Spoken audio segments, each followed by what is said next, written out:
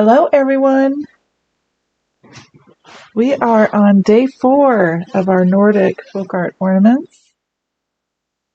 I see you guys coming in. Hello, Pat from Florida. Darlene.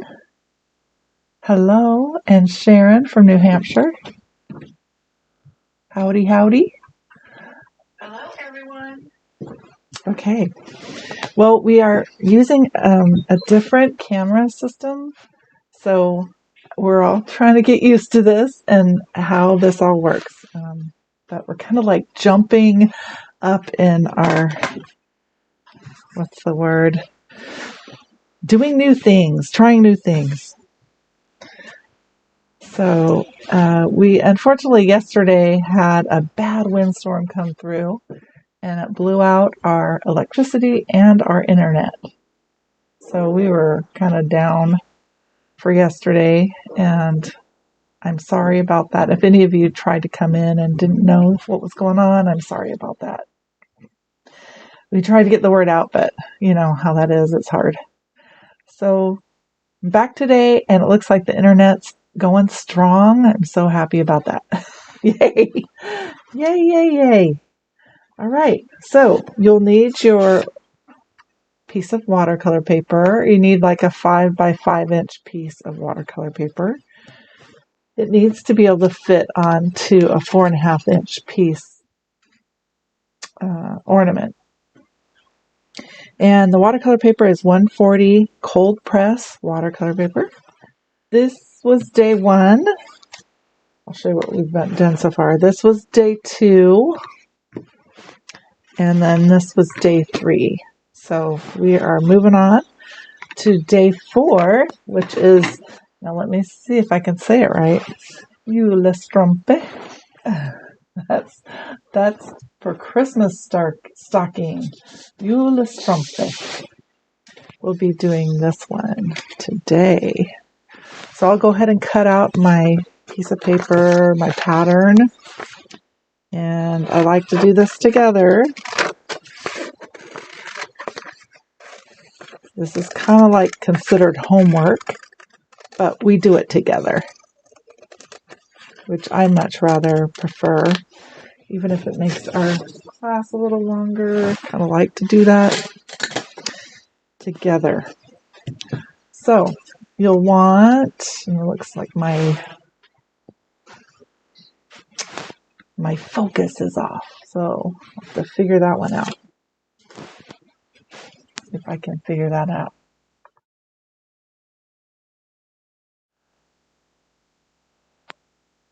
Well, my husband might need to come back out here and help me because I don't know how to change the focus. Come on. Come on. There we go. Come on, camera. All right, there we are. Okay. Phew. So you'll need some graphite paper. This is gray graphite paper. And you'll need something sharp to be able to, like a sharp pencil, a ballpoint pen, something. Well, the focus kind of went off, but I got it back on again. I think it's focused good now. It just took a little bit to get it back. So, or you need a stylus that has a pointed end to it. I have a nice pointed stylus here.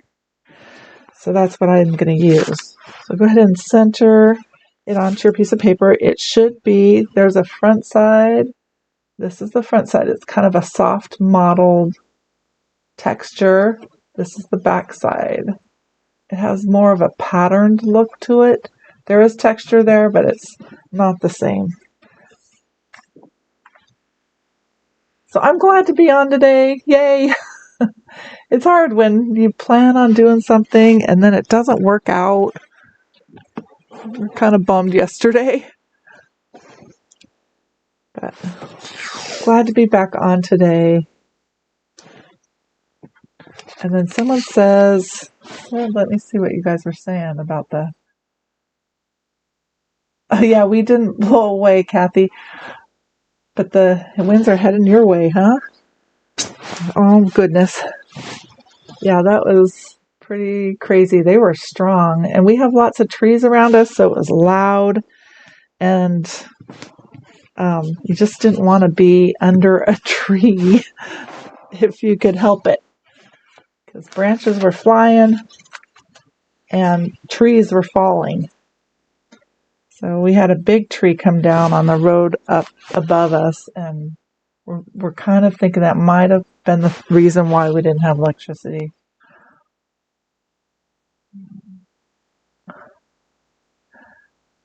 And so we got Linda Ryan from Arkansas.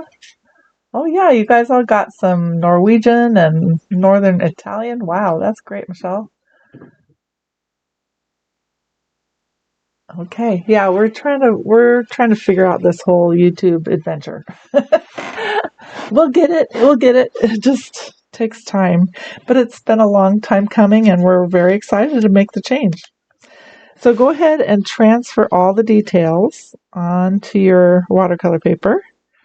And if you tape your paper down along with your, just tape your paper down, then everything will stay in the right place for you as you work, and you can have some consistency going on. This is kind of a small piece, intricate.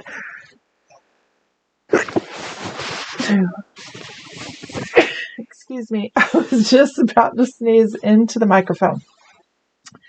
Whew, I tried not to do that.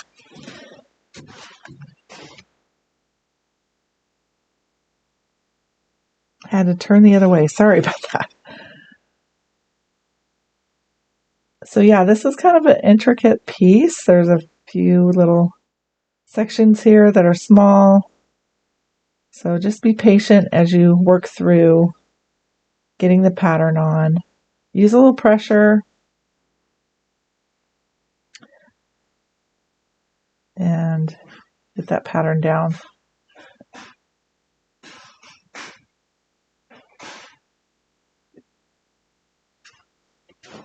So my husband rigged up a holder for a camera.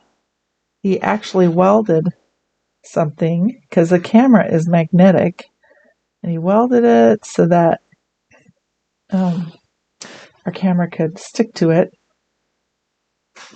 And it's in a different situation, so we shouldn't have any bouncing like I've had before in the past with my cameras, because it's not attached to the table, which is a good thing.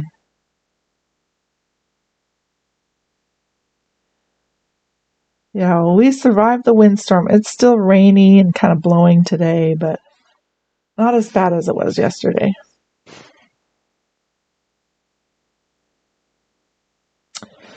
Our daughter called from where she lives, and there's flooding. I mean, they don't have flooding in their town, but the neighboring towns, there's some flooding. So some of the freeways were closed. It was crazy.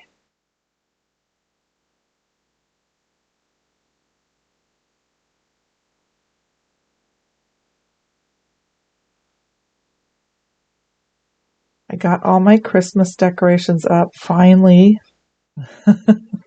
I was so happy. There's just something about having your house ready for Christmas. It's a good feeling.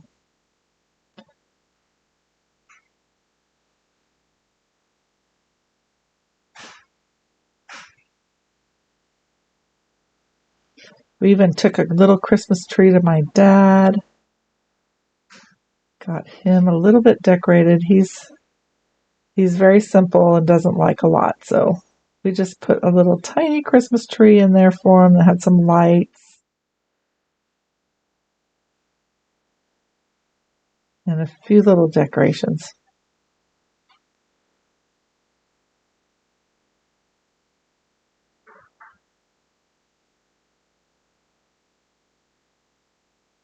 Okay, these little tiny leaves, try and get those on. Let's see where I'm at. Okay, get this part on.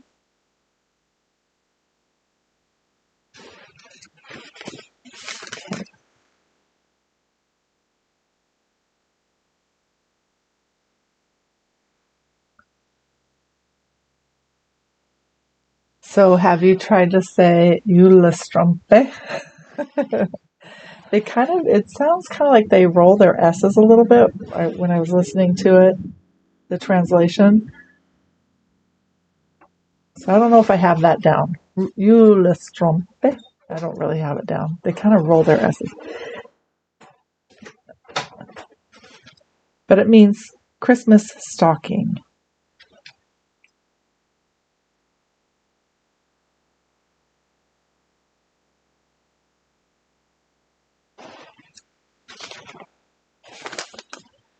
Okay, leaf here.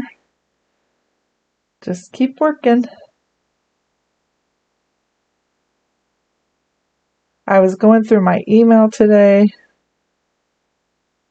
and oh my goodness, there's so much email this time of year anyway, but I am so behind. I'm still trying to catch up, and I just feel like I'm just making incremental improvements.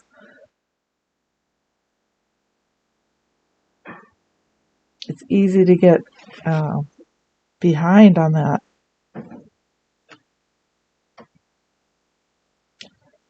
So if I haven't answered your email, please hang in there. I will. I always try and answer all the emails.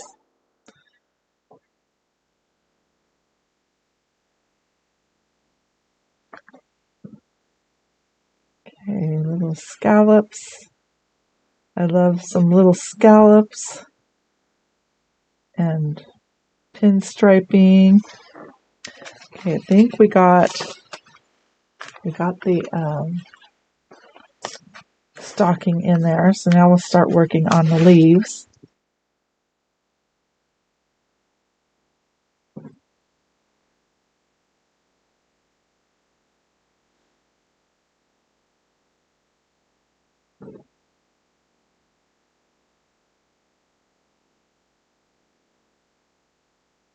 Is anyone going somewhere special for Christmas? Do you get to leave town and go somewhere fun? Or visit family?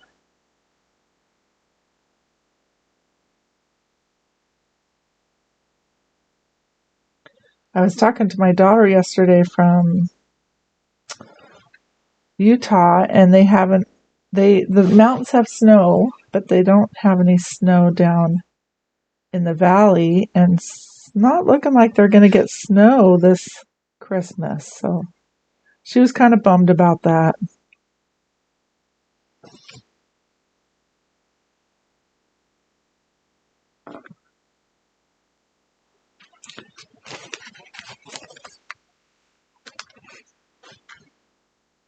Doesn't happen every year.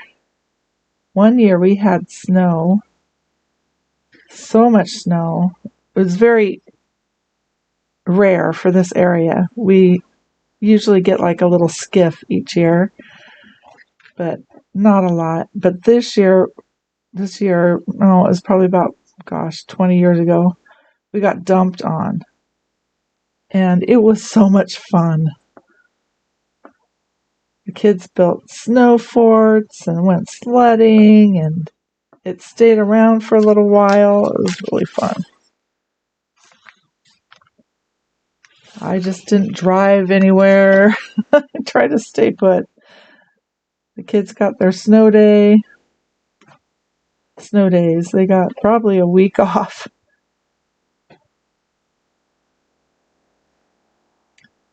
Okay, I'm putting the pine in.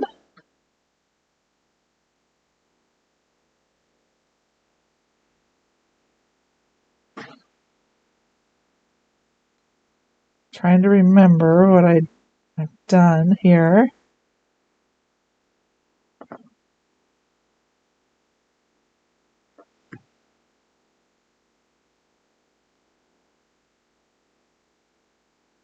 That day it snowed so much. The kids were like right out there building a snow fort.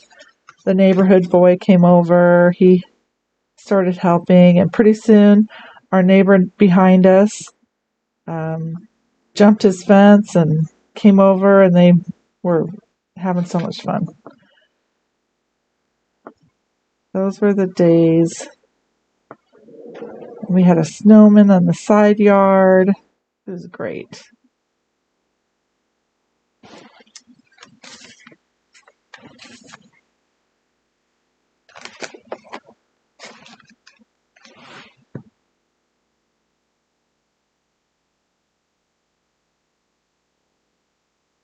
They didn't throw the snowballs anything like they did on Elf, the movie Elf, when he throws a snowman or snowballs at the bullies. It's nothing like that, but they had fun.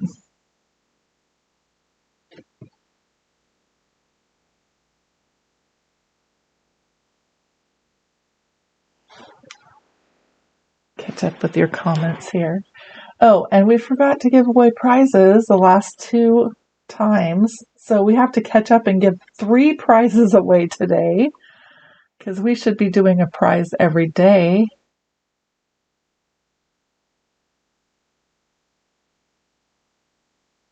Oh, hi, Robin. I'm on the TV, huh? I'm a TV star.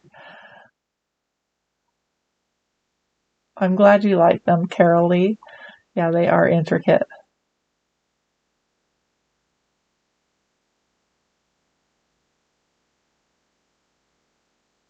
Let's see here.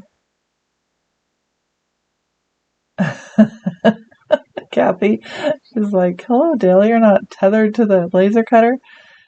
He's been trying to help a lot. Gretchen says, "No, he's welding." Oh, hi, Charmaine. I miss you. Miss all you guys.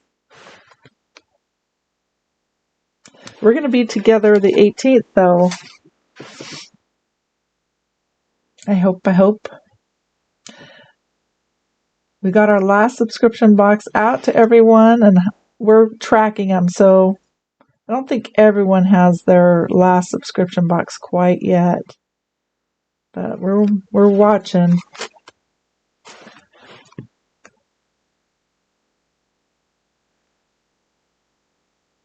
It will be soon.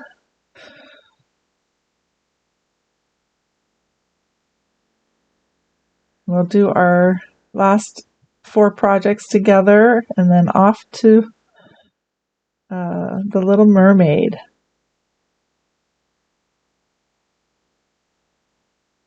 I'm very excited about that.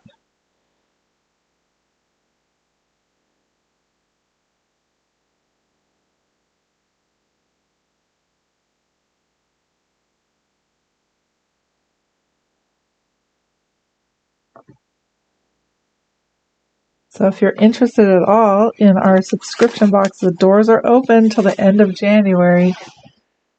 So you might want to get your space.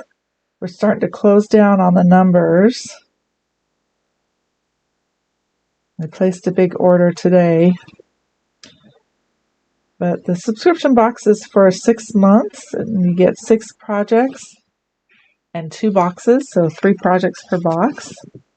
And the theme is The Little Mermaid, so we'll be loosely basing our projects off of The Little Mermaid by Hans Christian Andersen.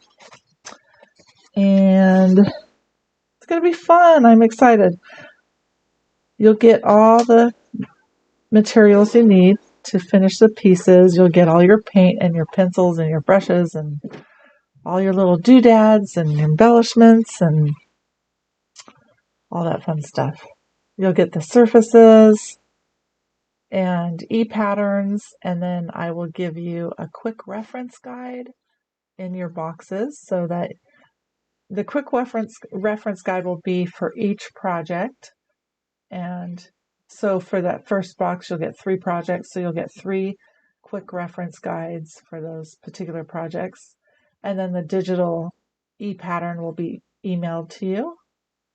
And but the quick reference guide will be it's like a nice compromise for not having a printed physical pattern, because you'll still have a nice big picture of the project, and it's going to be big. So it's going to be 8.5 by 11. So some of my projects are smaller than that, so it'll be zoomed up and big on the front page of that quick reference guide, and then the back side will have all your items that you need to do the project, so you can easily figure out what colors you got to get out, and then anything else I can fit on that card, I'll fit on it. So you'll get all that. And the group will open about mid-January, and then we'll start doing projects probably in February. Hopefully I'll get all the boxes out by end of January. But if you are interested in being part of this group, this is the time to join. And you can find all the information on our website under memberships. Let me see, where is it? It's under, I'm trying to think, I can't remember. And let me look at my website. Hold on. Tell you exactly where to go. So you go to erikajoanne.com, ErikaJoanne.com, and to get into the membership area and purchase it, go to sign up. So the top of my homepage has some different options, and it says sign up right next to the cart. So go to that, and you can scroll down where it says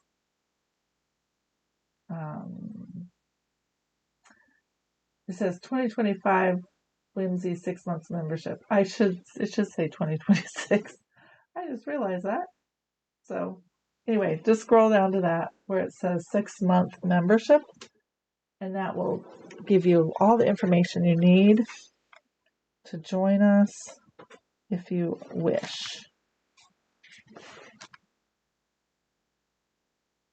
It's a fun time, and I'm excited about what we're going to be doing. I just love the sea, so it's going to be so cool to do that together. I have not read the book yet, Cheryl. I'm behind, but I don't want you guys to read it. I don't want everyone to read it before we even, get started. So I know it's kind of a sad tale, but we don't have, this is loosely based off of the book, so we don't have to go sad. Oops, I forgot. I need to put my circle around. Oh my gosh, I kind of lost my place here. Let's see if I can get it back. Darn it. Okay. See if I can get that. Move over a little more.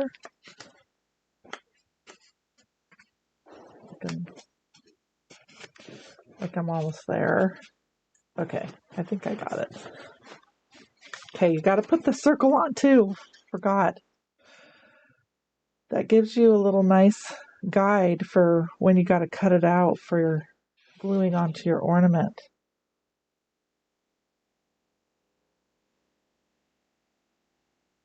Got to have some kind of circle on there. Okay, there we go.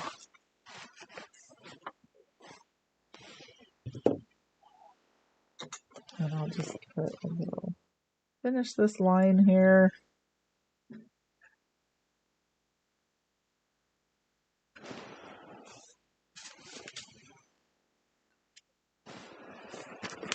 And if you haven't painted with Josanya Paints before, the subscription box is such a great way to get started, because you do get those paints that just comes right to your doorstep. You don't have to worry about what colors to purchase. You don't have to run around town trying to find supplies. It's all there for you. It comes in a nice packaged box with some nice sayings in it that try to uplift you and help you feel better, make your day better. Oh, it's okay, Charmaine. No worries. I just didn't want to read it quite yet. until I got my group going.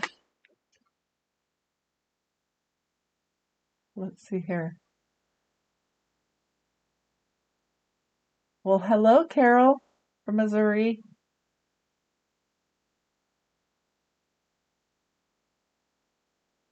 Yes, you can catch up. Well, what did you think of the book so far, Charmaine? Did you read it all the way? Valerie says she hasn't read hers, but she has it. Good, good.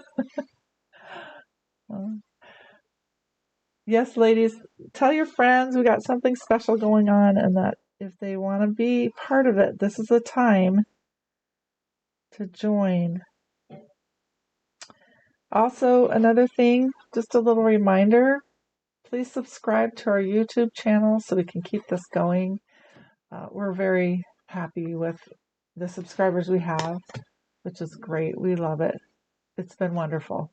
I built it up a little bit in the past, but I kind of stopped and then lost momentum. So I'm trying to get back my momentum back on the YouTube thing. So yeah, if you get a chance, go ahead and subscribe and hit the like button. Then you'll get notifications of when I'm on. Okay, let's work on bringing this down here and we'll get started. So this is the Nordic folk art, day 4. We had to skip a day yesterday because our electricity was out. So we're a little behind the ball game, but we're continuing. This is Julestrompe, which is Christmas stocking in Norwegian. And today we're going to be using Josania's Artist Colors coupled with the Prismacolor Premier Color Pencils. And I'll show you our palette here.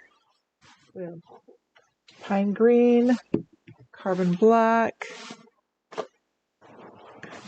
Pull it back out here. So, Colony Blue, Naphtha Crimson, Turner's Yellow, Brown Earth, Warm White. Did I get it all? 1, 2, 3, 4, 5, 6, 7. Yes, there's 7 colors. This will do your whole series, your Nordic series, if you have these 7 colors. Okay? And then you just need 4 colors of the color pencils. You just need Poppy Red, Light Umber, Goldenrod, and Olive Green. That will get you going. So we are doing mixed media. For any of you that are new to our channel, we're doing mixed media and use the paint and the color pencil together, and we get the best of both worlds. It's so wonderful. So we're going to put some washes down to start out the color, and I like to always start out kind of with a lighter color, so I'm going to start with Turner's Yellow. You just need a little bit on your palette, and I'm just going to put a little drop there. There we go.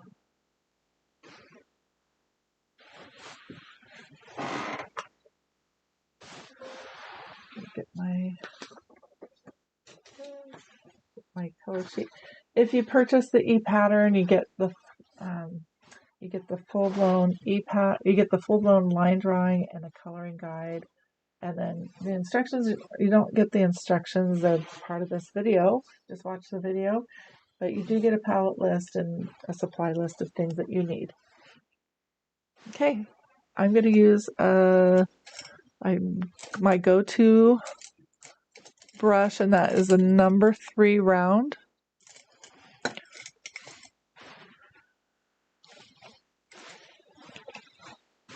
I gotta stand up and get that brush here.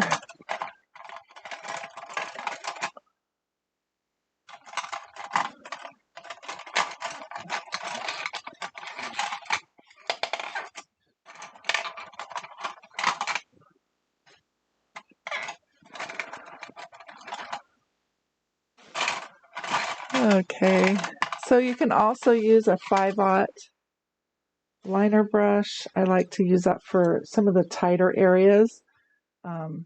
This is a nice brush for the small little areas. And I've been having fun with all my round brushes that I don't see. I'm like, look harder. Where are they?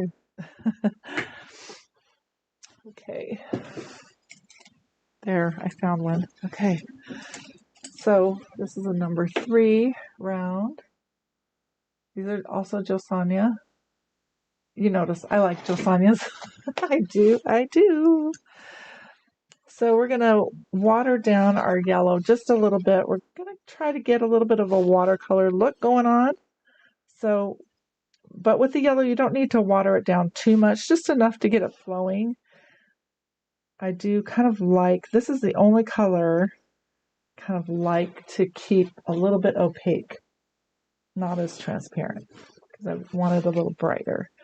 So you're going to go ahead and add color to this section at the top of the stocking.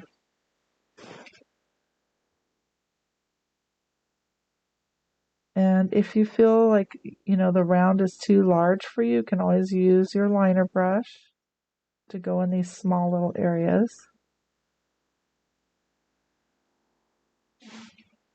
Let me zoom this in a little more.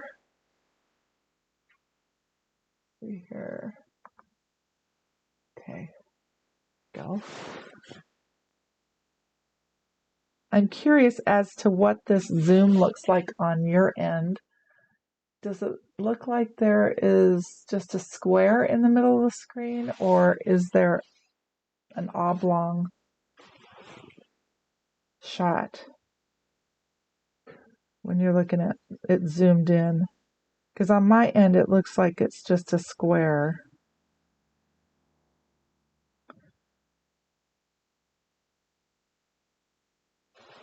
Okay, there's one section. We'll go down here to this flower and we'll do the little petals off the flower here.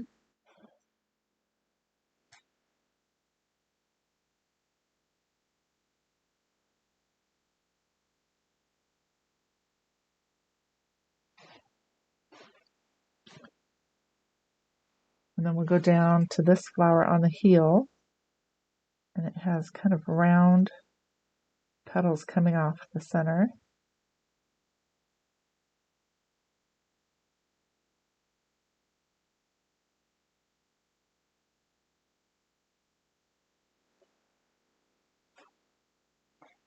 And then down at the toe, you have a little stripe here that is yellow.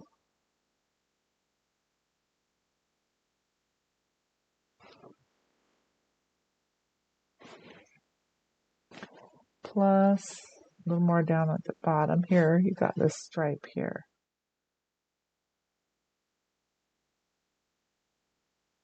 Put that in. And then your ornament. This is the last. You have a stripe across the ornament. And then you've got the little gold top of the ornament. Okay.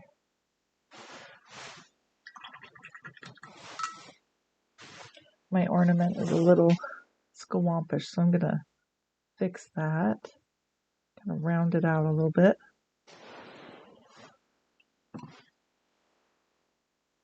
When you have round items like that and maybe you didn't transfer it as good as you would like to, you can always take like a circle stencil and do a little circle stencil around it so you get a nice circle.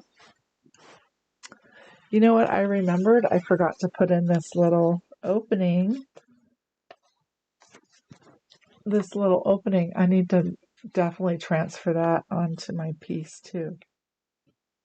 And I'll wait till it dries.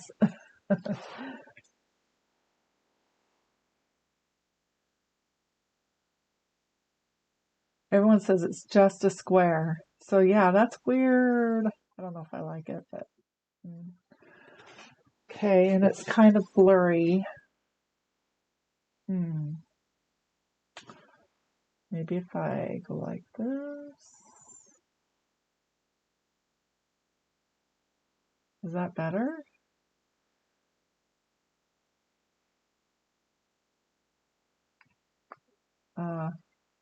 As we get to know this better, hopefully we can fix all that kind of stuff. So, is that better? Square. Okay, well, I don't know if I like that it's just a square, but what can I say? That's what I'm stuck with right now. Anyway, at least it is zoomed in for you, right? Okay, the next color, let's work on our blue. I love that color, blue. And the light, it's just a light blue, so we're going to just use our colony blue.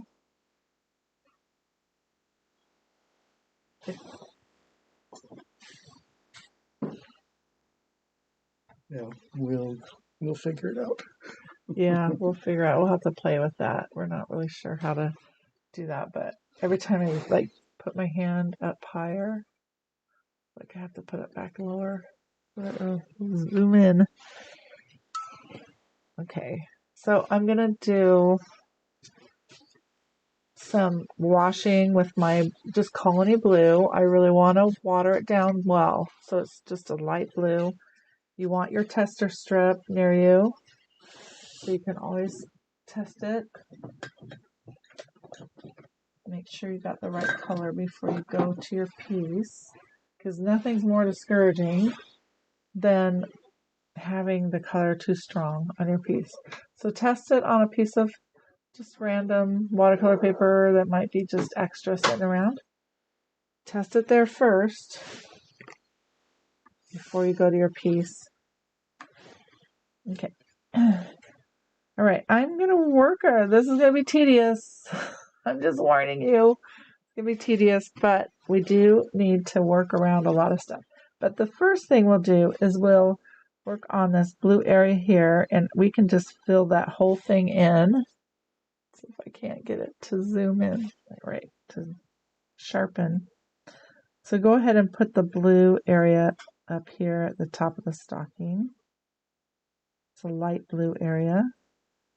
We can always go back and make the dark blue stripes later because these colors are similar. Okay, so just get that in.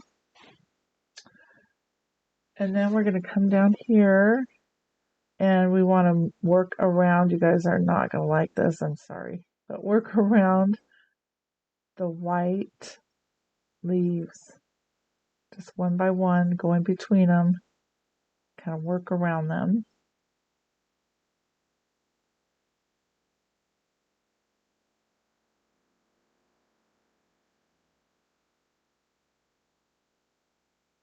Okay. So I did it fairly good. It's okay.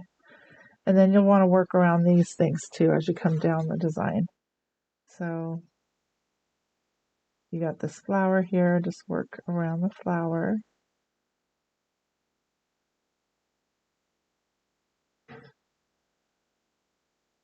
And all these leaves here.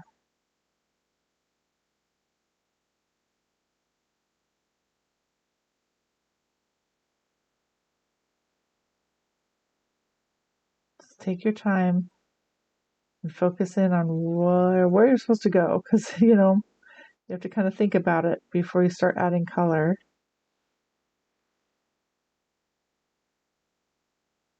Okay, and I'm working around this flower and the heel.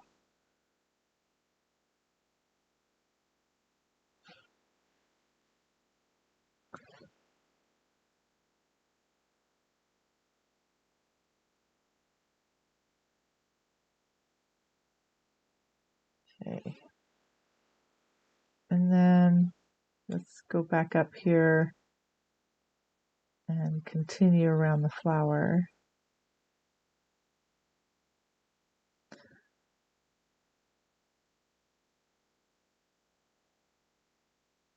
So my granddaughter was diagnosed some of you guys already know this, but my granddaughter was diagnosed with type 1 diabetes this summer, and it's been quite a ride as her parents try to navigate that. And I was just commiserating with my daughter yesterday. She was commiserating with me, just how difficult it can be to just keep her on track. And if they get, I just didn't know all this stuff. I'm surprised. I didn't know any of this stuff, but if they get sick, your blood sugar can go low, and it can really cause problems. So it's been interesting. She's found a lot of people in the community have reached out and been so kind to help them and help her, Aishalyn, my daughter, help her with figuring out how to navigate it.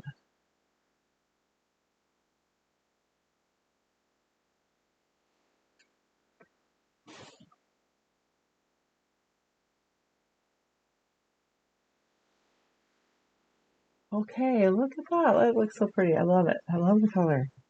Okay, let's move on. Let's see, we got all that done. That wasn't too bad, I guess. All right, we're going to do the light blue areas, which is at the top of this ornament here. Just tap that color in.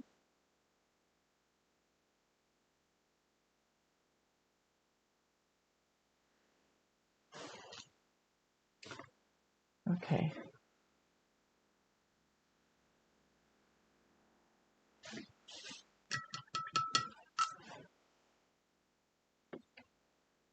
Right, we'll let that dry, and the next color I'm not gonna do the dark blue, although it's tempting to do that because it's the next thing up from that blue, but everything around that area is not dry, so I don't want to do the dark blue right now. I think I'm gonna do the green. How about we work on the light green next?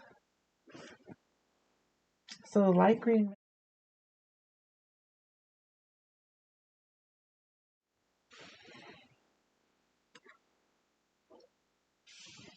I'm gonna move this over here.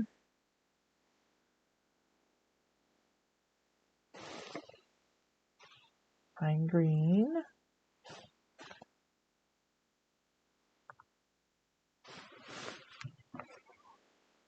And it's just 1 to 1. So we take a little bit of each. 1. It's a guesstimate. It really is. And you're going to get kind of a lighter green. Then we need to water it down well. So add some water.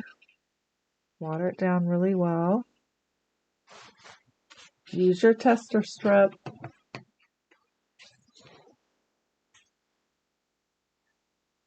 Get that on there right.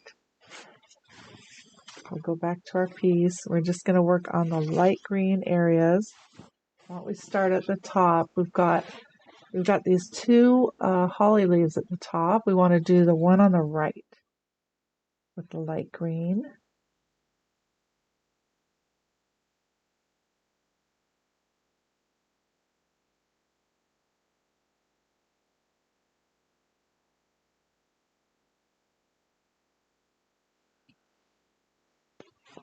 Oh, it's raining out there. It's dark and rainy where I live. It's no fun. Dark and rainy. Okay, so that's about what you want to do. And then if you skip this leaf and then go to the next one, that will be also light green.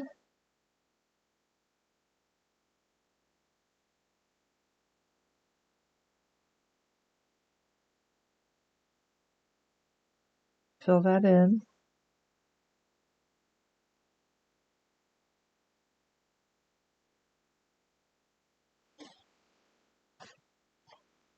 and then go down, skip this one here, and then go down, and there's one on the side there that is also light green.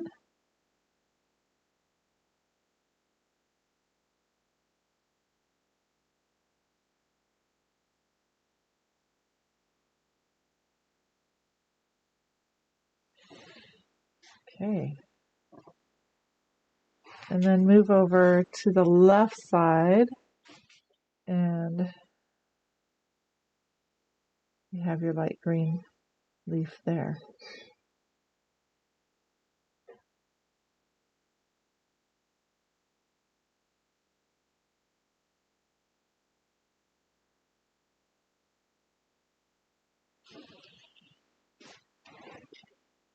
And then the rest are dark green. So 1, 2, 3. Okay, so we'll move to our stocking. We have a few light green leaves on our stocking. The top leaves here are light green. These ones at the top.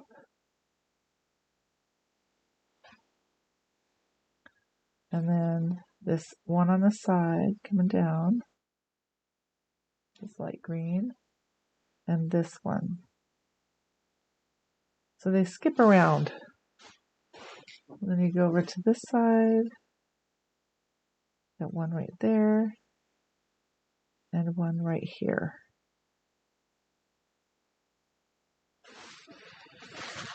I hope my hair isn't...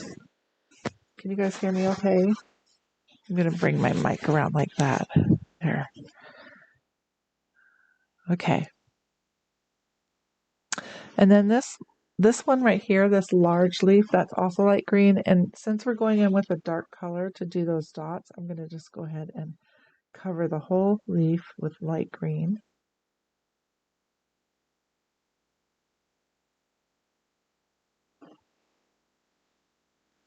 And then the two leaves down here at the bottom.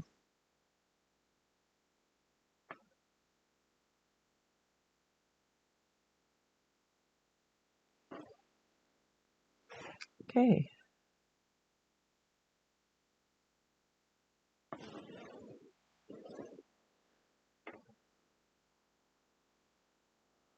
So the colors will be a little bit variegated. It's just not super even, and that's totally fine. I actually like it that way.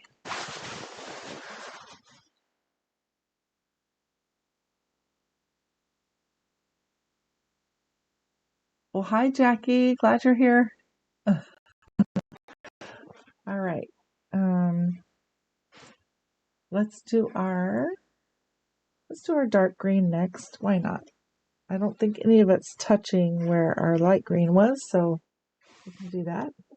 The dark green is 2-to-1 pine green plus brown earth. So you need to add brown earth to your palette.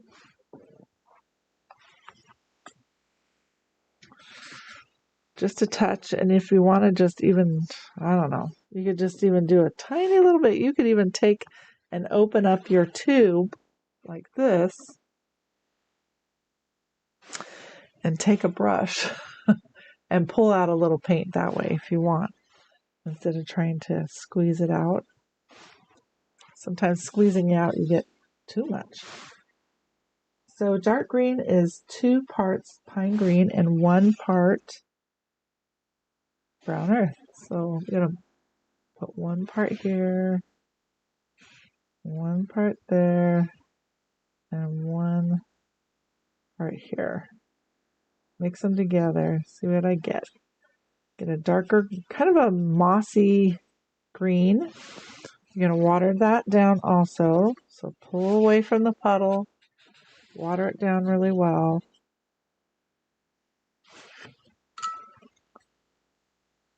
Okay. And then let's test it on the tester strip. It should be a different color green than what you just put down. It's more of a sagey green. Okay.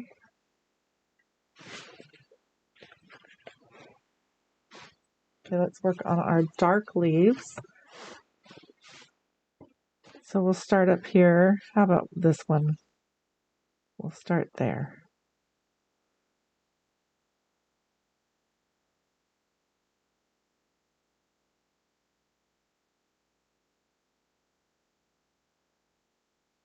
If you use a lighter touch on your brush, you'll get a finer point. So if you're feeling like, oh, I'm worried it's going to be too thick when I put the color down, just use a light touch on your brush.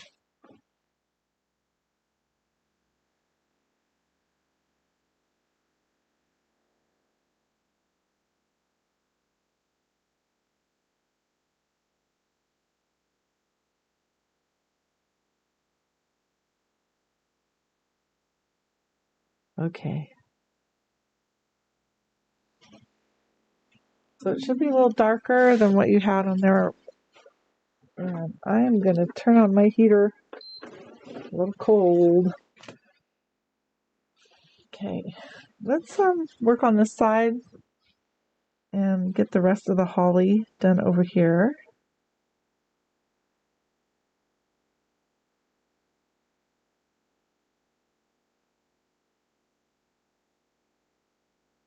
Okay.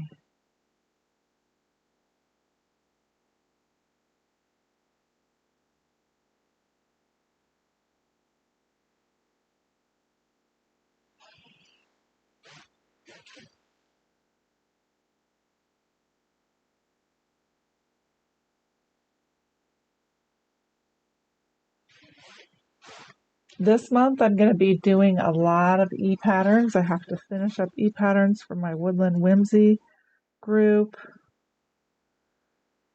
from our past projects.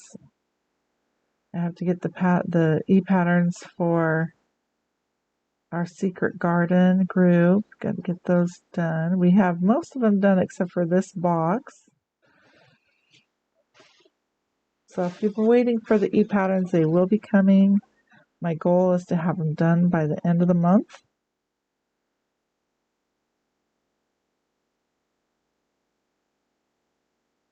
If you're a Whimsy or a VIP.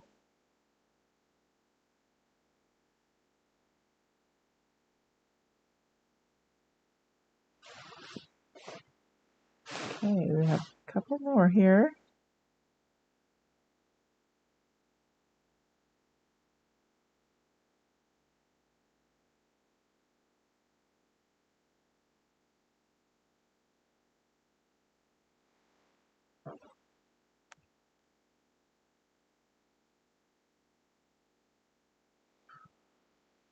Oh, okay, let's get on camera. That would be nice.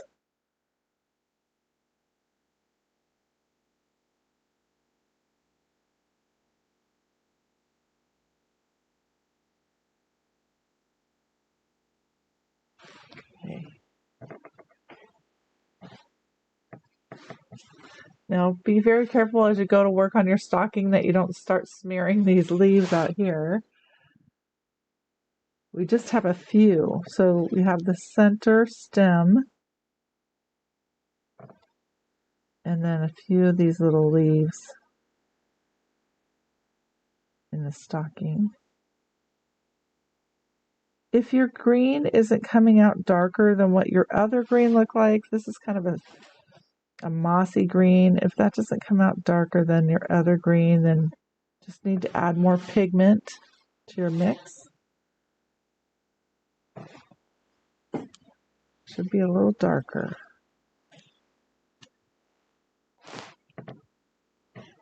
Okay, I think I got them all.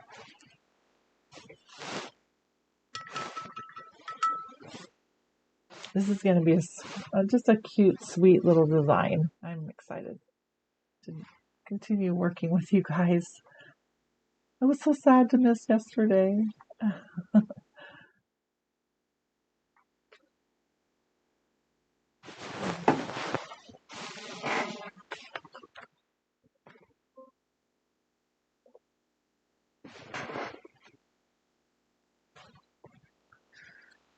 Let's pick a winner.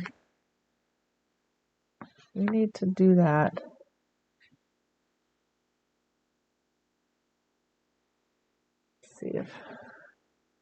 Okay, let's pick a winner. I'm going to go through the comments because these are the people that I know are here. I'm just going to randomly stop on a winner. Linda Ryan. Congratulations. You're our first winner today. We're going to choose 3 different winners because we didn't get them in for the last time. So I'm going to write your name down, Linda. My pen will work. There we go. Linda Ryan.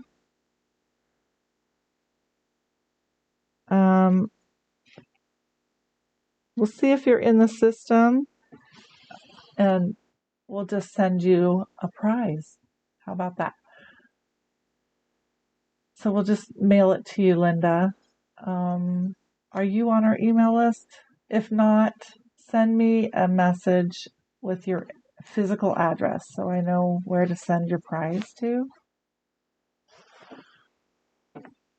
And we gave a duster brush away last time to Leanne. So we'll give something different to Linda. Let's see. How about a handheld sharpener?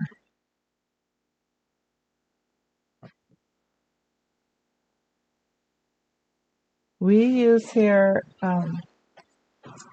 we use a really nice sharpener called Statler, and we'll give this to you. Okay, we'll send it in the mail to you. It has 2 different sizes to do your sharpening with, and one is longer, and I really kind of like the longer look, or I like when it's sharpened longer.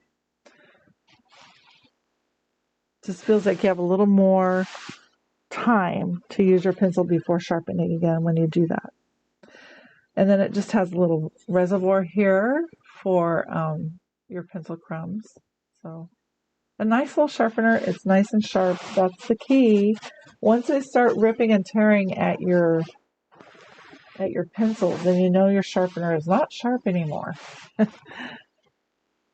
So because we're doing this special series, that's why we're doing prizes. And it's Christmas time, right? We got to give away something.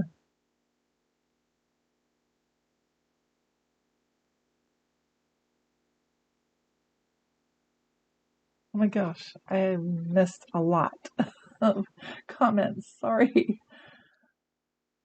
Linda says she should be on the mailing list, but I will send you an email and love a handout. Okay, wonderful. Great.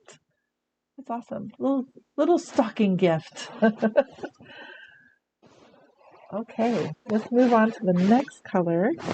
Let's do our dark blue now that our light blue is dry. And the dark blue is just a touch of brown earth with colony blue. We don't want to put too much in it because it darkens it up pretty quickly. So grab a little bit of your colony blue and then just add like a little touch. I like put a little touch on the tip of my brush of the brown earth and I mix that in. And if it's not dark enough, then I'll grab a little bit more, but I just do it in increments because I don't want to overdo it crazy. That's about right. Just a little darker. And then go ahead and water that down. So this should come out a little darker than what you had before. So this is the color we had before. And this should be darker. Okay. You want it darker.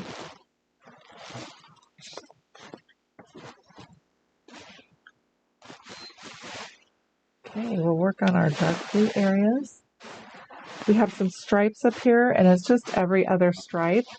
And we'll start out here. I'm just trying to get my focus going here.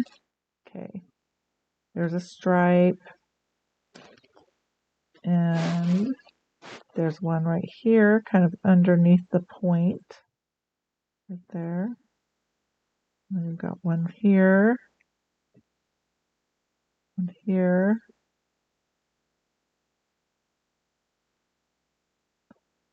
Just move across your piece, putting the stripes in, the dark blue. And one right here. Okay. And then we'll move down and we'll work on the petals for this little flower here on the heel. You want to work around the yellow. And mine's not coming out as dark as I would like it to, so I have to add some more pigment.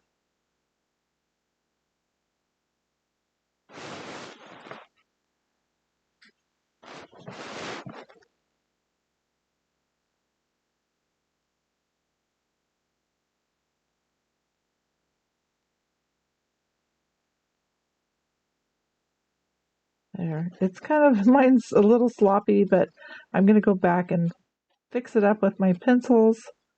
That's the beauty of using the color pencils with your work. Okay, and then we have some on the ornament over here. So this big area on the ornament is the darker blue. Make sure it's darker than that other blue.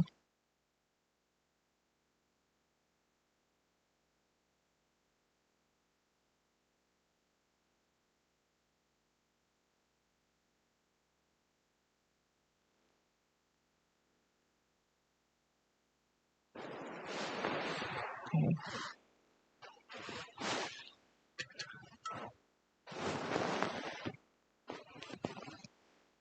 We got our green, our yellow. We just need our red and brown left before we can start doing our pencil work. How about we work on the red next? So we're going to use our naphtha crimson. We're going to add a little bit of Turner's yellow to that. You want 2 to 1, so 2 parts Turner's yellow and 1 part naphtha crimson. So here's my 2 parts Turner's yellow, 1 part naphtha crimson. Mix it up, a little brush mix. You're going to create a soft red or kind of like a watermelon red. Really water it down. Pull it away from the puddle and water it down.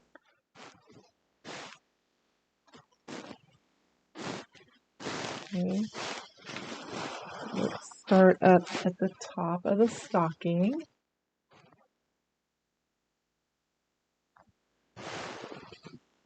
Okay, you're going to work in this section here. Now, it's tedious again. You're going to work around these larger scallops and then the tiny little leaves. So use just a small amount of pressure on your brush. You're not using hardly any. You're letting your brush do the work for you. And then work around these little leaves. Okay, so tiny little white leaves.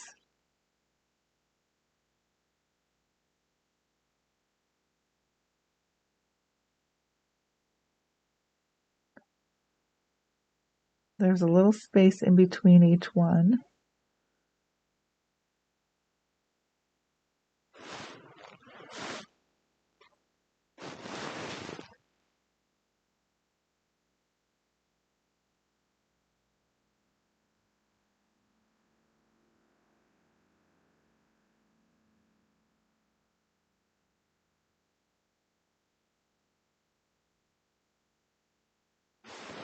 Okay.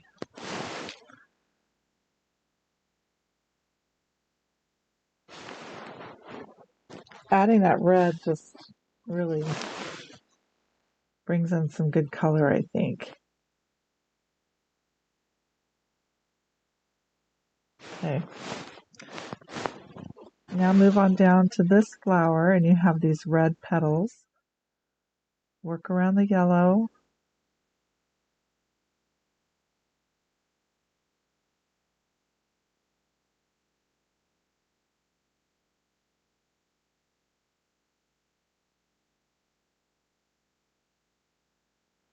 So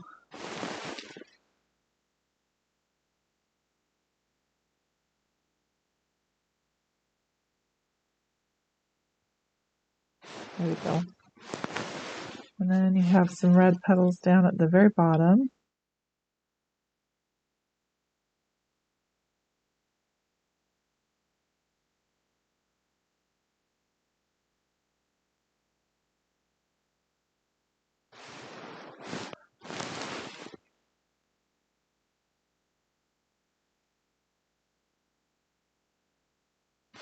We put our fake tree up this year, but it's cute. It's small, it's cute, and it has flocking on it, which I love. So just about every other year, we'll do a real tree. I do love having a real tree in the house. It's very nostalgic. And I was just thinking the other day, like, wow, we used to do the tinsel, when I was a kid. And I happened to be on Amazon and I just looked it up, tinsel, and they still sell tinsel. I was really surprised. It's nothing like what we used back then, but they have some different, pretty cool tinsel, actually. Holographic tinsel. You can get any color of tinsel you want. Oh, yeah. Spread that all over the floor. Do you remember how messy that was to clean up? Oh, my goodness. It was so beautiful, though.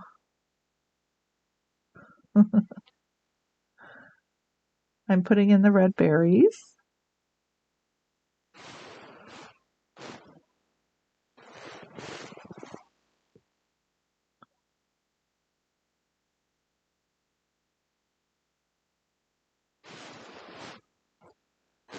Yeah, I was a 60s child, so we had the tinsel and the blue carpet. Silver tree and blue carpet. Hmm.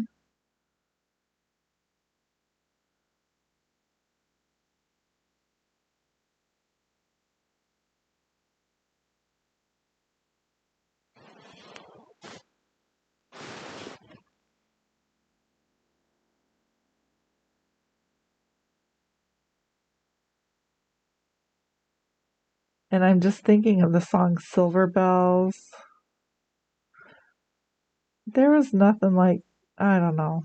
I love my childhood. I love the time I grew up in. It's not that way anymore. There's so much that's different now.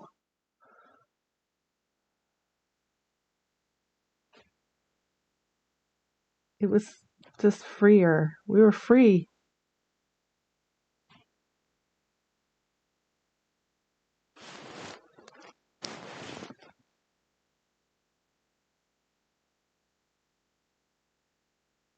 I know it was a lot different though. Well, there's things that are better now, right? There are. Charmaine says her dad used to put it on so straight. How did he do that? They couldn't touch the other branches, probably. Cindy says they still do tinsel every year. Holy cow, really? And you save some of the good stuff. What? Really? You have your bubble lights? You are cool. That's cool. I need bubble lights. I don't have any bubble lights. That's pretty fun. Yeah, those were the days. And the big bulb lights on the tree. Oh, there's a little berry right here. I don't want to miss that one.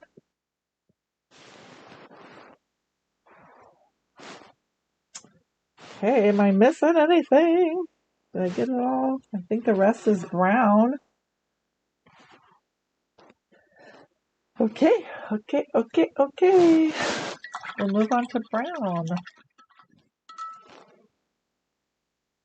It was so free, for sure, Charmaine. I mean, Yeah.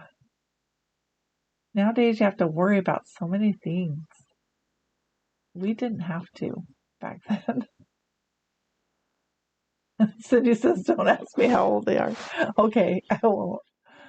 Mum's a word.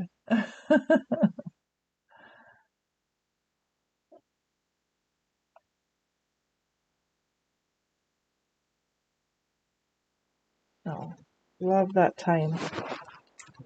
Okay, let's move on.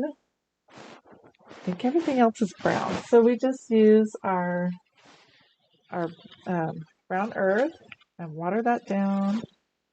Put this over here. Grab some brown earth, water that down. You want to water it down pretty good. Put it on your test strip. Make sure it's not too dark. Okay. Yeah, this design is turning out pretty good. I'm enjoying it. Oh, we do have black too. I forgot about that. So we'll get the first brown scallops up here. Oh, and I missed a yellow. I did miss something. I missed yellow. I'll have to come back to it. Okay, brown is on these scallops. And that little stripe there is supposed to be yellow. So I'll have to go back and get that in there.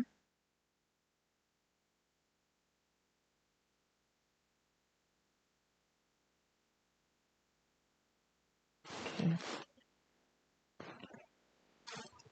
And then we have brown on the center of this flower.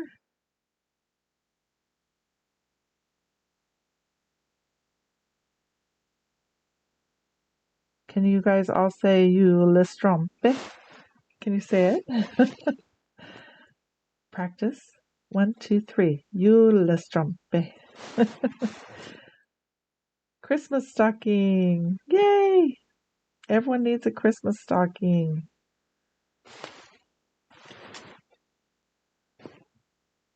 I never did quite get the monogrammed Christmas stockings for my family. Never quite got there. Did you guys get them done? Or did you like hand embroider them?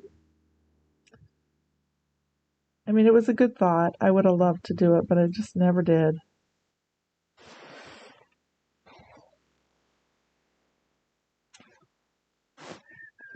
Okay, we have one here. One section here that's brown on the ornament. Oops, I kind of went out of line. Okay. And then I'm just going to kind of make sure these scallops are a little darker. There we go.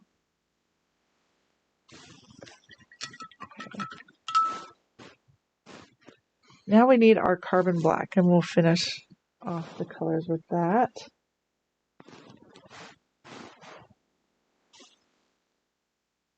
If you're coming in late or wondering what's going on here, I'm Erica Joanne from Erica Joanne Art, and I'm from the Pacific Northwest, and I do paint and color pencil mixed media projects. So we're using paint right now to do our background with washes of color. And I'm using carbon black to finish off the last color we have on here. This is our foundation. And then we'll go back in with some colored pencils to clarify and build up the color.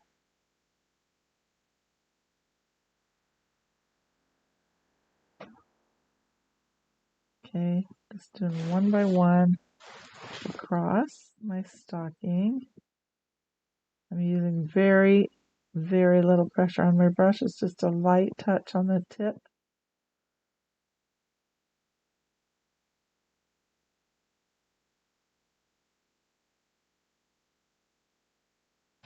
Okay. And we do have like these little black circles. Oops, I just smeared my brown. I'm going to do these circles and I'll go fix that. Black circles across the top there. I got the bottom a little smeared, so I'm going to see what I can do. If I rinse out my brush really well and add a little water to that area, I can kind of pick up the color a little bit. And I'm going to take a Q-tip that's damp and just pat the area. It's not going to be perfect. One key thing about cleaning up a color that went rogue is not to press it into the fibers. Be very careful that you don't press the color into the fibers of your watercolor paper. You just lightly kind of scratch along the surface to ease it off the surface. And I'm not going to be able to get it all off, but I got a lot of it off and it will dry lighter.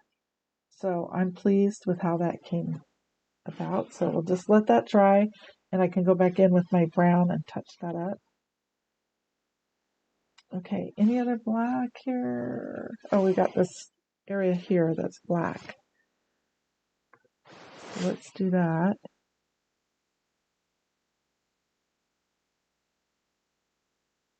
Oops, I got another.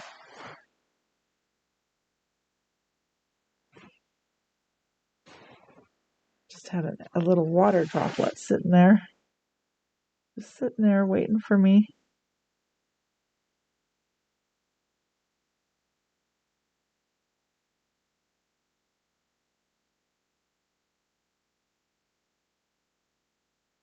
Did any of you go out and cut down a tree this year?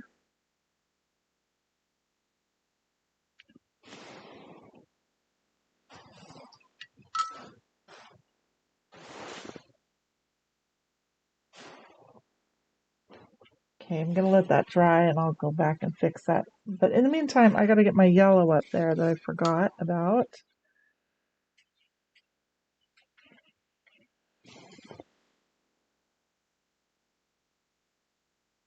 We have a little Christmas tree farm that's just a few miles down the road from us.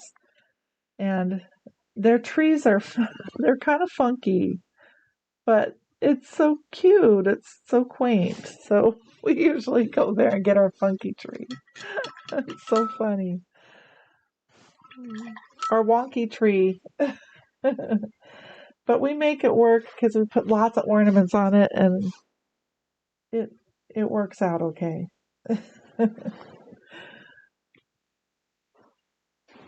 Okay, let's see where we're at. I think we're okay. We'll probably fix this area. There we go.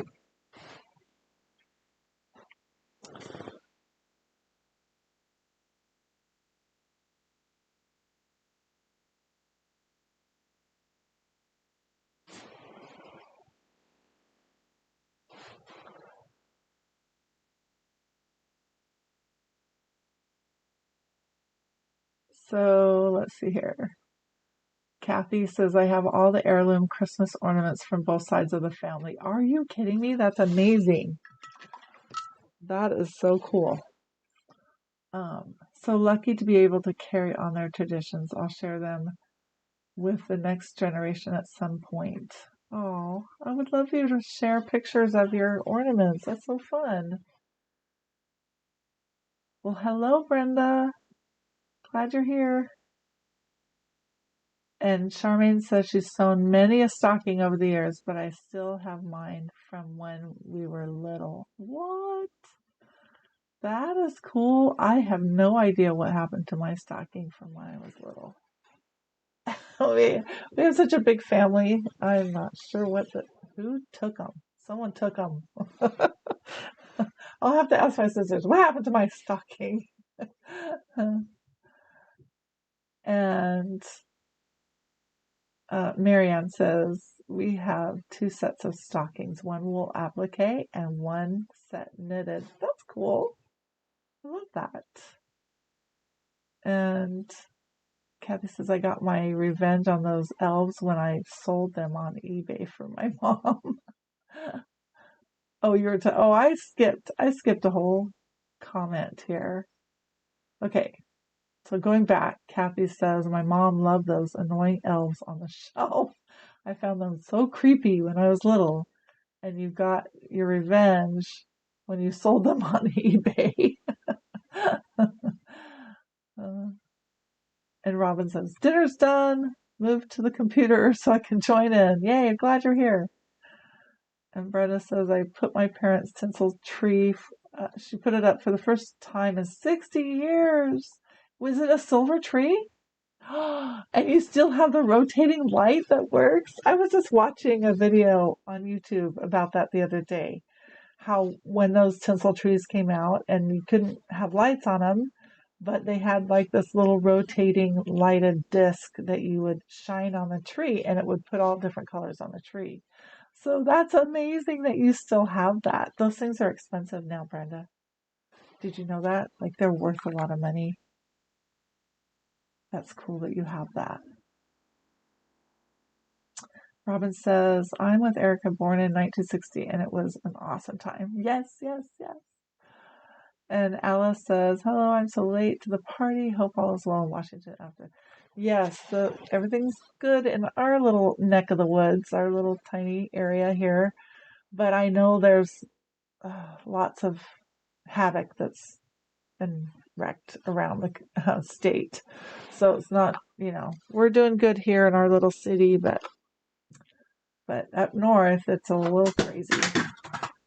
And Brenda, let's see. Robin says, we had a silver tree and red satin balls for years, never had a real tree until we were a teenager and insisted on it. Well, that's good that they broke down and got a real tree. And Gretchen says her mother-in-law was a quilter and stitched well over 100 Busilla. Oh, you're kidding. Those Busilla, I totally remember. Are they around? They're probably still around. The Busilla felt stockings, the detail is amazing, and we treasure them. Oh my goodness, that's amazing that she did that many. She probably did them for all her grandchildren, or all the families, it sounds like. That's really cool. And Robin says she misses the big bulbs, not a fan of the LEDs. They don't have that warm glow. I know that you can get kind of a warm LED now, but when they first came out, they were just like a blue light almost, right?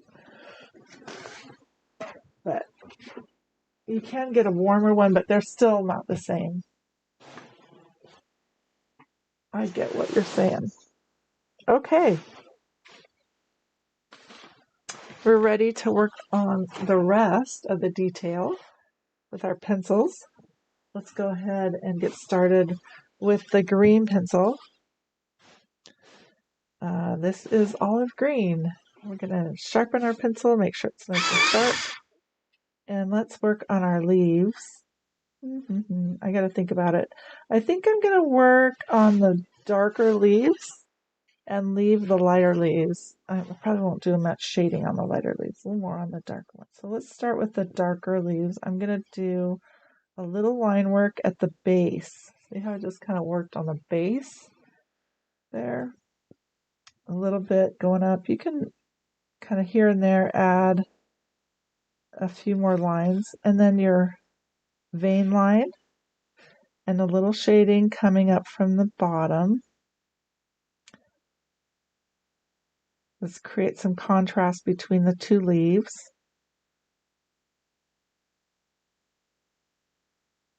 And bring the shading up. It's darker at the bottom, less pressure as you move forward and up, and then let it fade into the background. So you get that nice fade. Moving around to this next leaf. I'm light about my lining and I'm not going to outline everything, just some of it. Put my stem or my vein line in and then some shading at the base. Darkest at the base, lighter as you move into the leaf.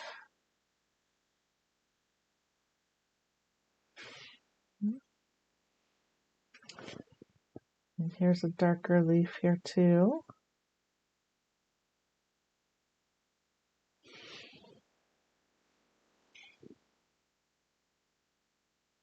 I'm going to put a little point on the leaf there. A little shading there.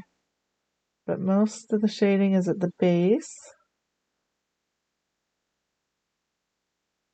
I'm not trying to outline the whole leaf when I'm outlining. I just want to outline some of the lines just to bring clarity. Okay, moving up.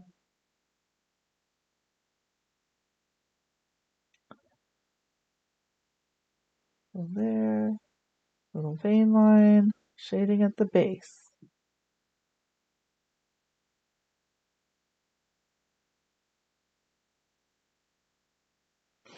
We're doing our shading with color pencils, which is another kind of best of both worlds thing. It's something you can pick up pretty quickly, and it's a wonderful skill. Okay, we'll move over, go back to the top, and let's work on this dark leaf that's on the right.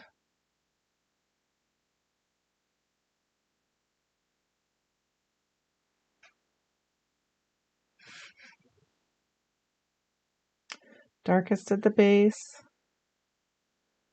lighter as you move on out over the leaf. It's less pressure, little circles that overlap each other.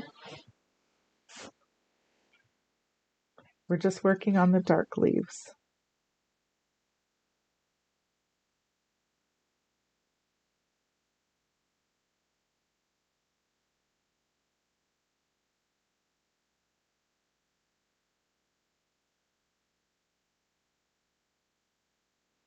Okay.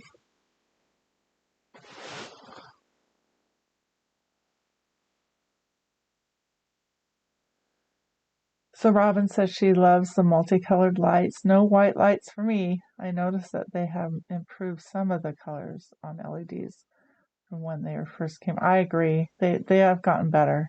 They were pretty obnoxious when they first came out, though.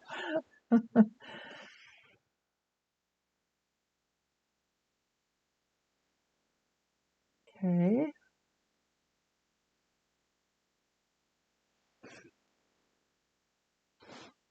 And a little shading at the base.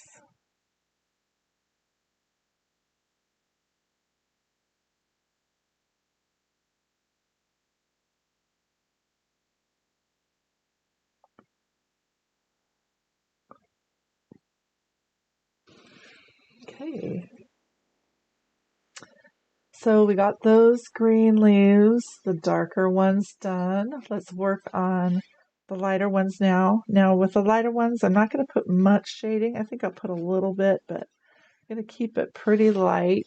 A little bit of lining at like these tips here to accentuate the tips. And you've got your middle line, little shading, not much. It's like you almost go in with a light touch to begin with. I'll get this one down here. Concentrate on the tips.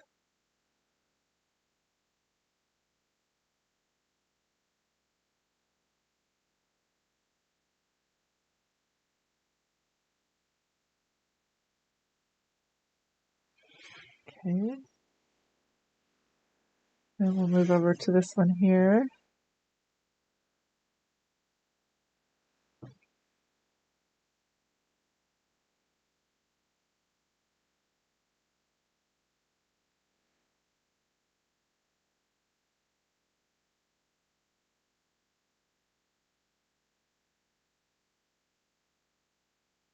Okay.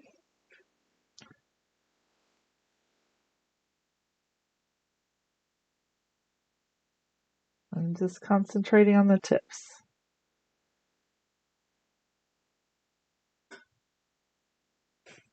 And then a little bit at the bottom, the shading. Okay.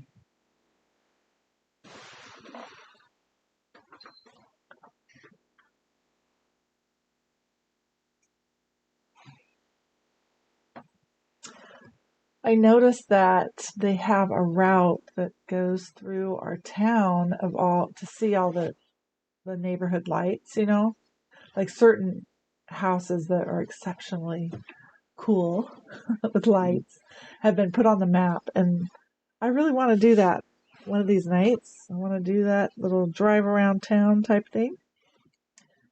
It's always fun. Our house would not be put on the map because we don't do lights, really. We do Christmas tree lights, but we don't do house lights. I would love to, but we just never quite get to it. So, okay, I'm putting a little shading at the top of the stem.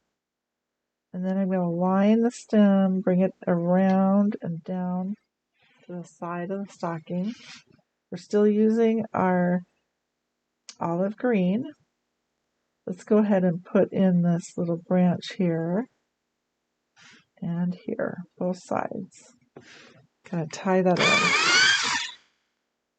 And then you can do the same with these leaves. A little bit of lining around them each to clarify and create the shape better. And then you can go in, put your little fine lines in, and a little shading. I'm going to put more shading on the base of the darker leaves. And I think I'm going to leave the light leaves. They're just so small, I don't feel like I need to put any shading on them.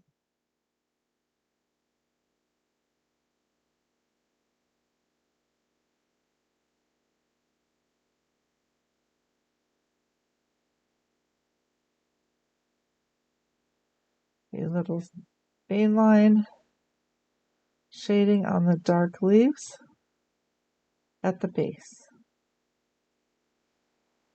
Okay. And then we have these leaves down here.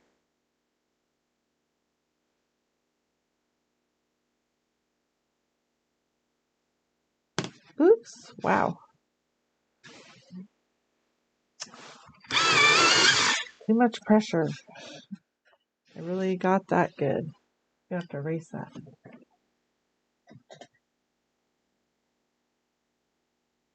Okay. Whenever you erase on white, just plain watercolor paper, always erase on a piece of paper or your table or something first to get off any pencil that's left over on your eraser, because you don't want to transfer that onto your piece.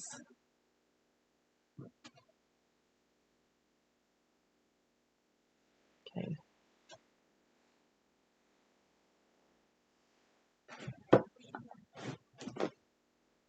And then my duster brush is hiding from me. Okay.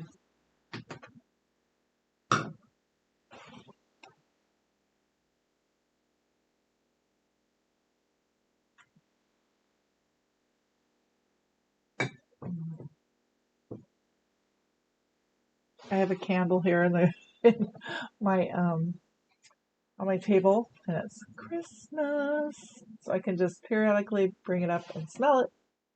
It has cinnamon, orange, trees, and cloves. So yummy.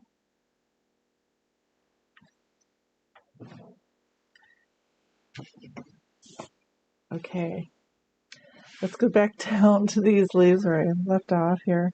I'm going to put a little shading down at the base and be good with it. Okay. Oh, we have this leaf too. Let's put a little line work around it. I'm skipping my line along because I don't want it to be crazy. Put my stem in. There are some dots here. You might as well, you can go ahead and line around those because those will be covered with paint, but that will give us an idea of where they are. Okay, a little bit of shading at the base of this leaf.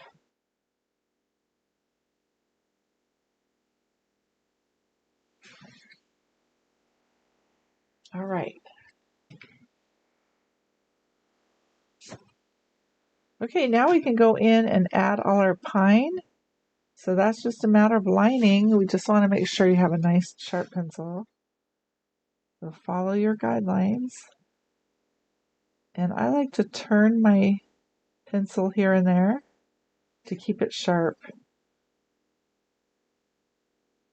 as long as I can.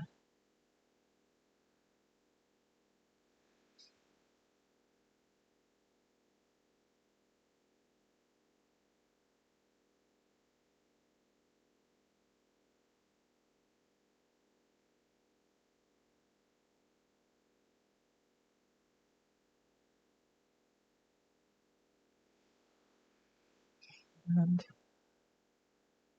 just carefully work through each part of the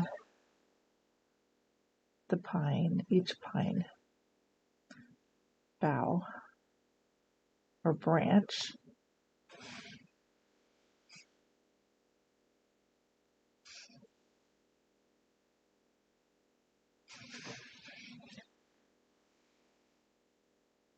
And sharpen your pencil if you need to. We want to keep it nice and sharp.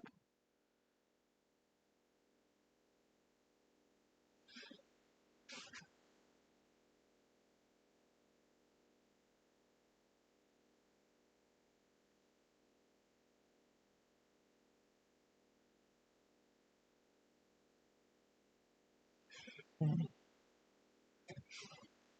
And then here,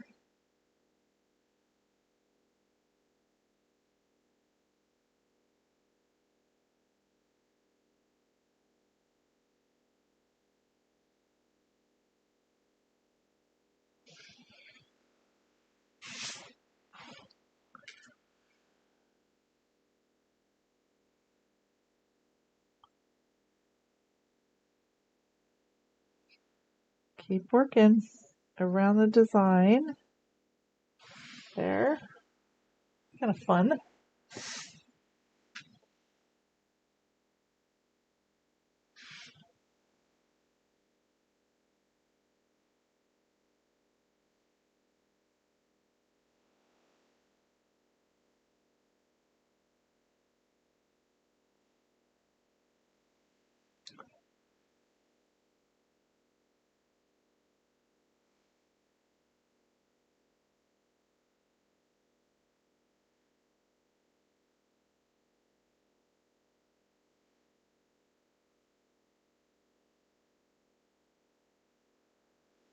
Right. Almost there. A little bit more to go.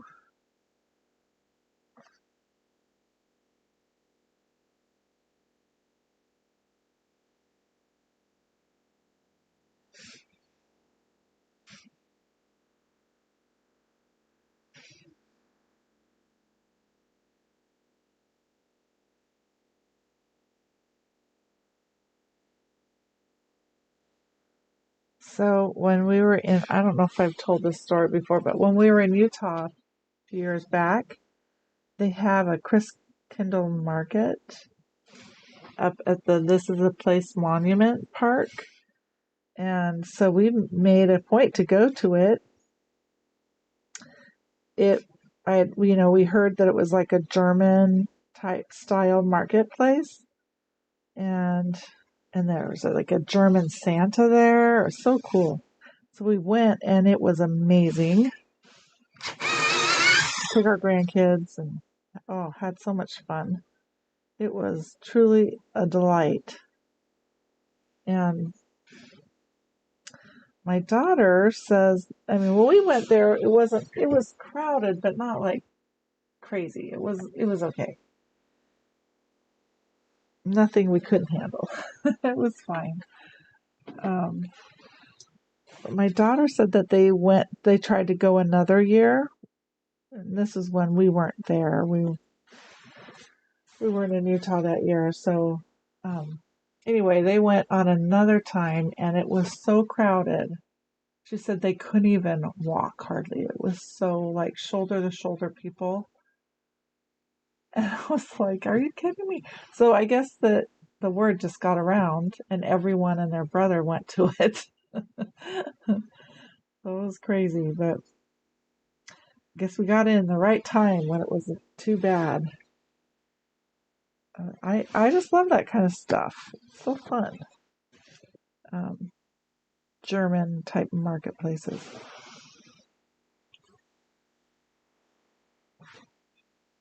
Alrighty. Look at something.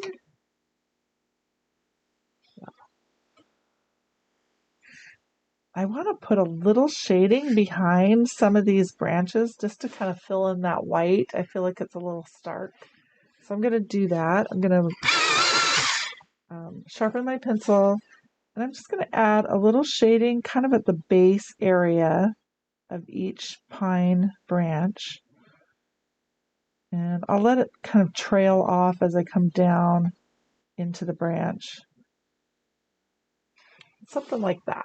A little bit of shading at the base. That's where you want to start.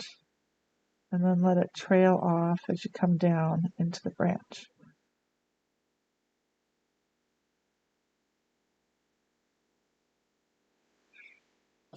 I think that helps a lot.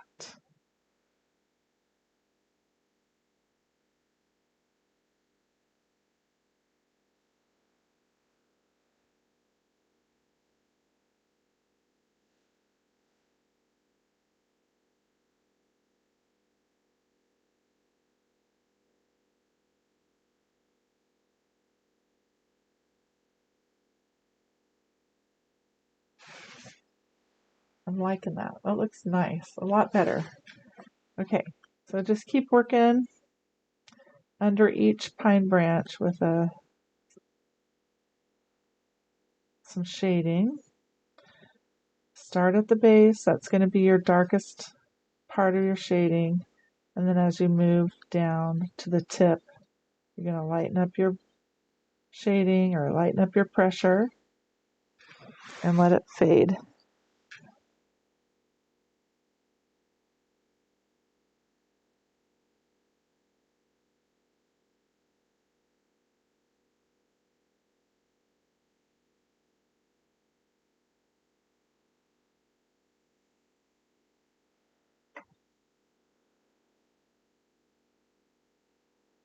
So this year, I usually just go out in the yard and get pine branches and bring them into the house and decorate around my house with those. And this year I decided to just buy some garland so it wouldn't be so messy and it wouldn't dry out. But I kind of do miss, I have to say, to be honest, I kind of miss my real pine boughs that I would put around the house. They do bring some fragrance and they're fresh. I don't know. The other ones were easy because you just throw them up and then you can just put them away later and you don't have to have pine needles everywhere.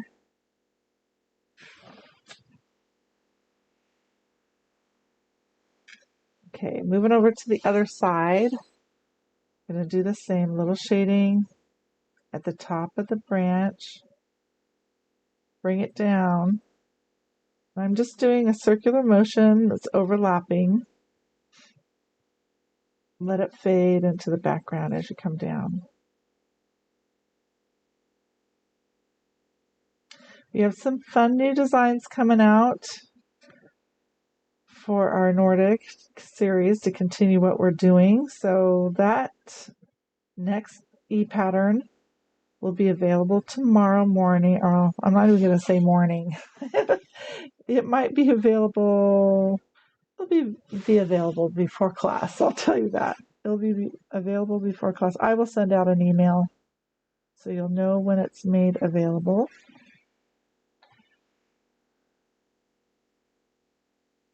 And you'll be ready to download it. I'm not going to give it away though. Just know it's going to be fun. Cute and fun.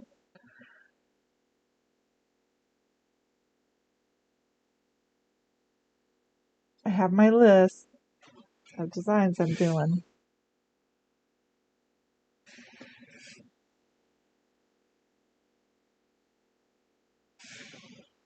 Okay, just keep working behind each branch. Work around the berries.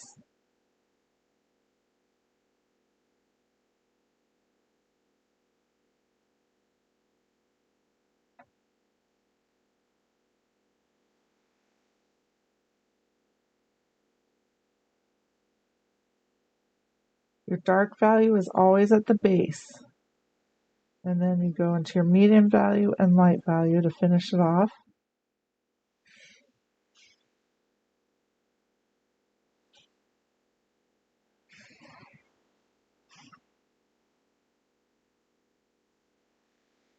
Well, thank you, Alice. Thank you. I'm enjoying it. It's fun. I love making these little vignettes.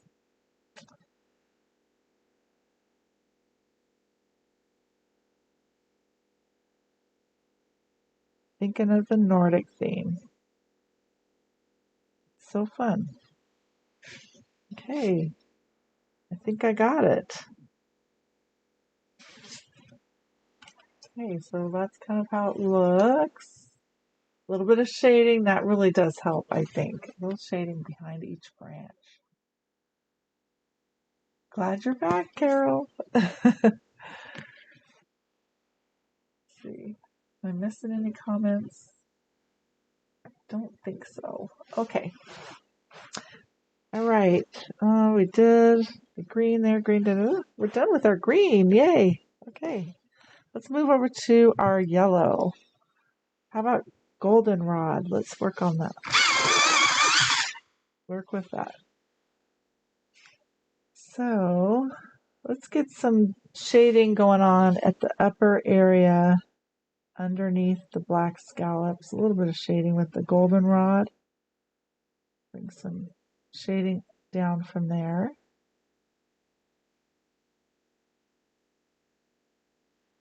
This color is not bad, I have to say. I'm enjoying it. Goldenrod. It's a good color. It complements the Turner's yellow very well.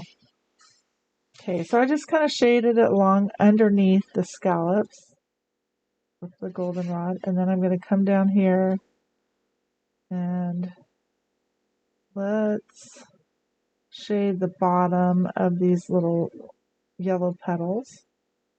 Just a tad at the bottom. And how about the sides of the yellow petals here?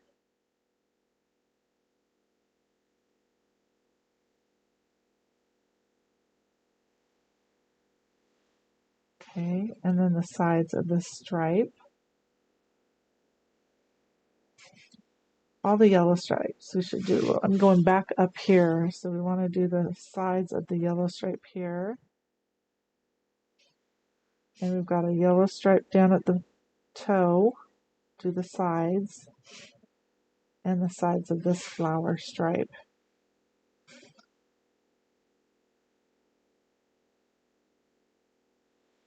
We have a stripe on our ornament and the top of the ornament. Okay. That's good for the yellow.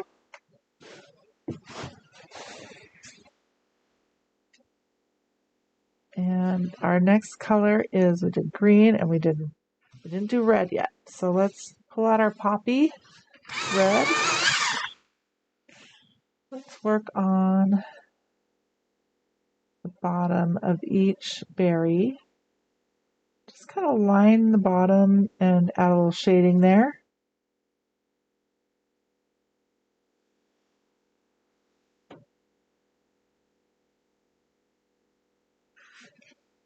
Each one, just keep working around the design, all the little berries. Little shading at the bottom of each one.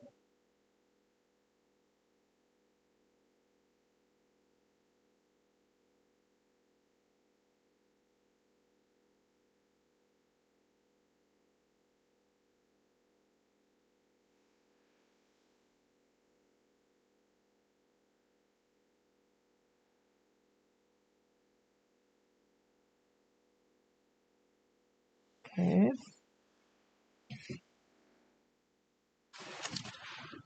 A heater. I'm going to turn that heater off. It's starting to burn me now. I'm hot, hot, hot. I'm hot stuff, as my sister would say.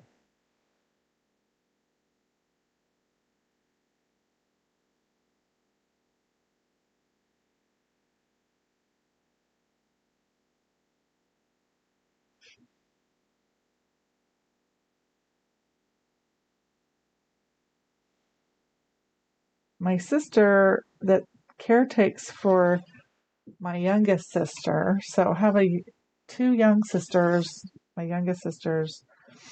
One is the caretaker of my sister that has Down syndrome, and my sister with Down syndrome, her name is Keely, and so my sister that caretakes for her calls the funny things that Keely does Keelyisms. Keelyisms.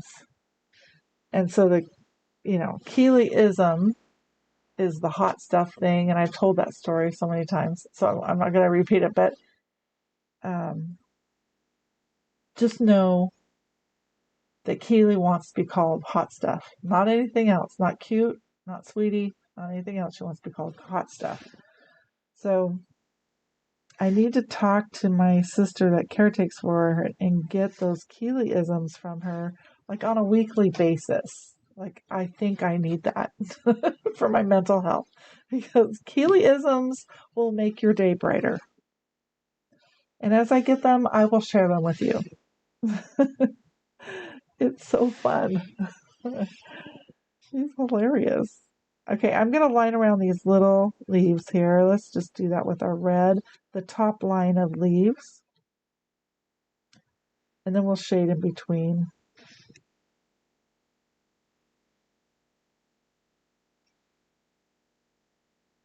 But yeah, I wonder what Keely's been doing lately. You know what she was for Halloween? She was one of the characters on The Lord of the Rings. What are they called? The characters that have the big feet? She was one of those. And she wore a wig and she had the big feet. It was the big hairy feet. It was so funny. We got a picture. I'll have to share it with you. It's just hilarious. She's awesome. And loves the holidays. She just loves the holidays. That's why I'm thinking she's had to have done some Keelyism stuff lately. Okay. Working on the base and kind of lining around these petals of this red flower, red and yellow flower. So the base of these petals right in this area. A little bit of shading there, kind of on the side of the screen here. Right in that area. Just kind of line around it and add some shading in between the petals.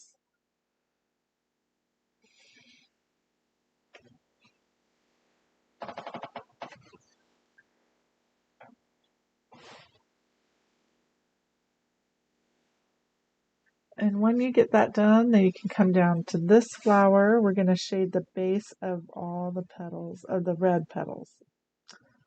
So just kind of work up from the yellow area into each petal with some red.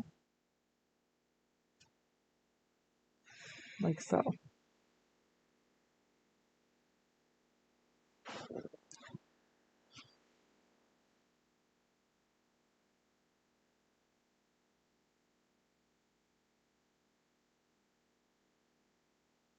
Well, hi, Robin. So you still haven't received an order that I shipped out to you on 12/5. It was a day it was supposed to come here.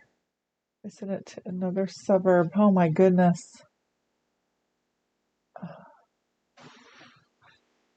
The mail system is nuts.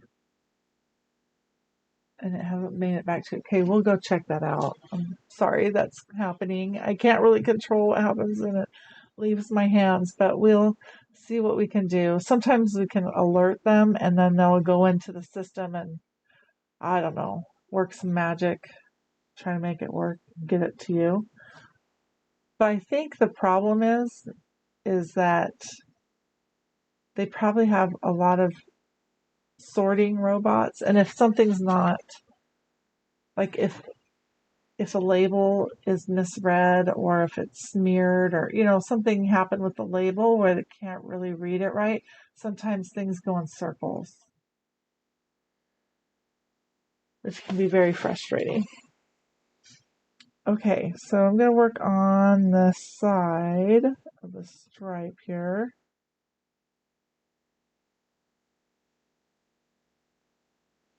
But we'll check on that for you, Robin. Just both sides, just a little shading on both sides.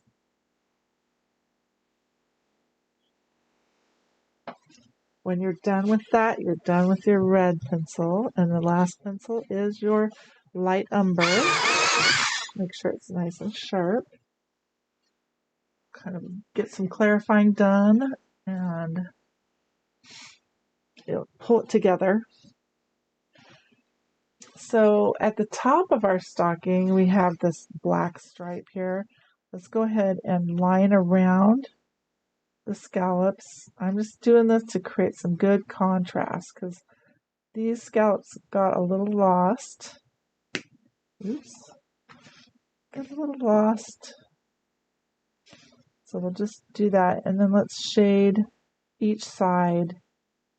So I'm shading the left side, kind of moving in like so. And let's do that on the right too.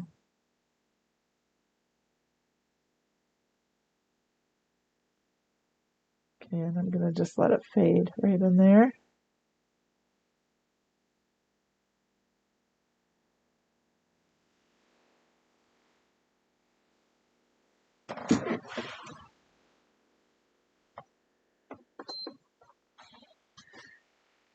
You can go ahead and kind of fill in these little circles and make those darker.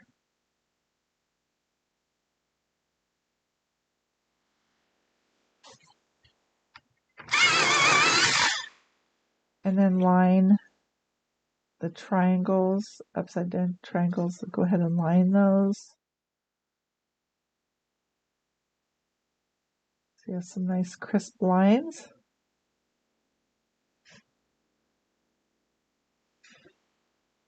Oh, it's windy out there again. Okay, and then how about a little bit in between our stripes, just add some lines there. And you can shade the bottom of the dark stripes.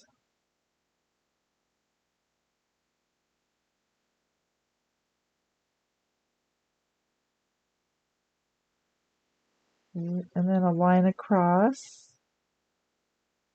to separate the yellow stripe.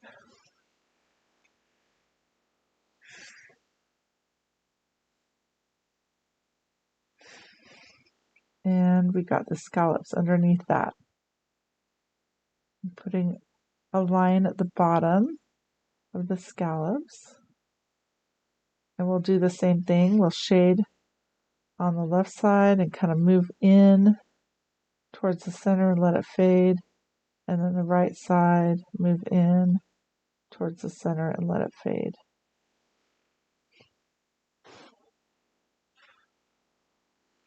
And then we have our little white leaves. Let's go ahead and just line around each of those. And these, I'm fine with you outlining it completely. I'm not worried about doing the skipping a long line because we do need some more contrast there. So it's okay for you to do a solid line around those. Let's shade a little bit in between each leaf.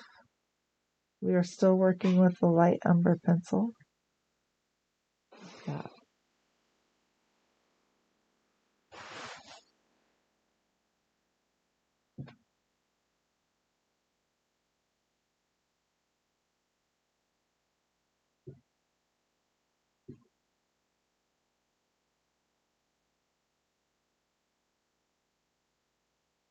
Well, thank you, Robin. I appreciate that.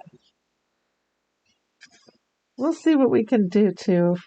If there's anything we can do, we will. See about where it's at in the system. I'm lining around the blue here. The blue section. I'm actually, back up the truck a little bit. I'm lining around the little white leaves, but they are in the blue section. Let's bring our outside line of our stocking down a little bit, and then let's shade a little bit in between each of those blue leaves. Let the shading come down and just fade.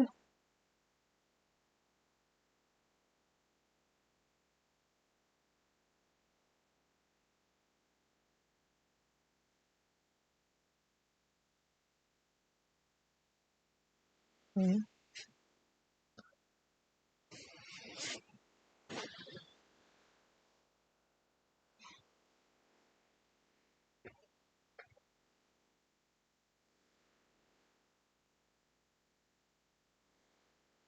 Right. Okay, moving on down. We keep outlining the sides of the stocking. And let's work on this red flower here. A little bit of lining around the yellow leaves, or yellow petals. There is a little line in those too. Just make sure you have a nice sharp pencil. It works so much better. You can re-line or shade, or I like to say repeat the shading in the red area, or the darkest part of the red. It's just in between those yellow petals. Repeat the shading there. Okay, any clarification we can bring to this section with the branches, you can do that.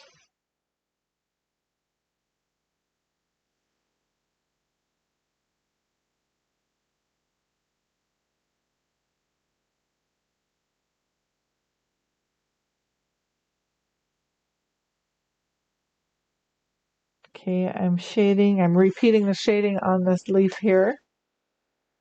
And I'm going to go ahead and fill in these little dots. I might make those black later on, as I will up there too. We'll see. Might add a little bit to make it black.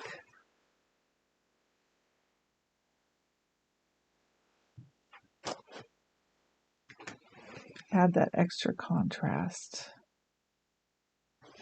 Okay, then we have this. Oops, there we go again. Good thing I didn't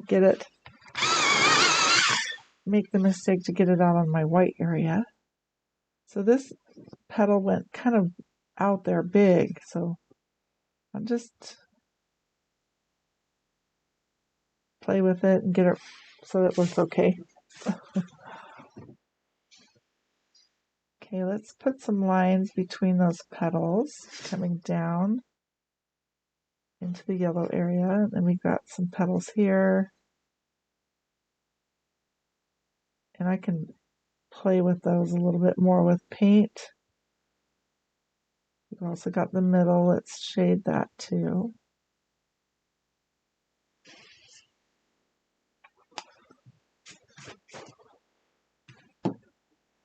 want stockings like this. This is cute. I love it.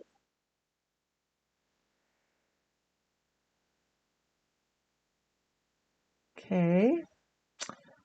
Now moving on down to the red flower, lining around the outer edge. And then above the stripe. And around the leaves. Some shading at the base.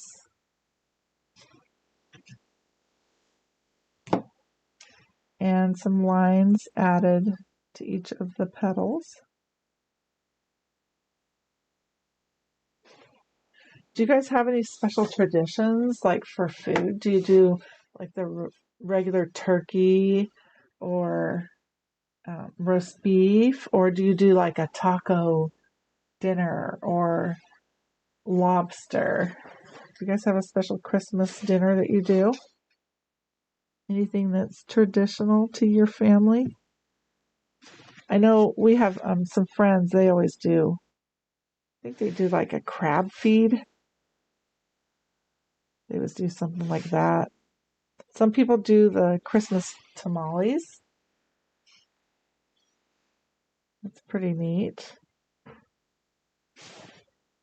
So I'm just working around the rest of the elements down here.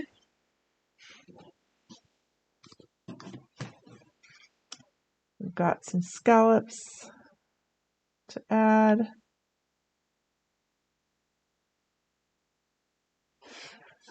And I'm going to shade the sides of the scallops like I did above.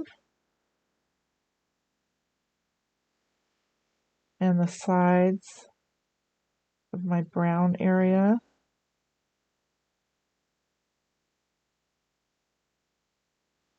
Try to even everything out there. Okay. Probably put a little bit on the yellow too. I feel like I need to round this out better.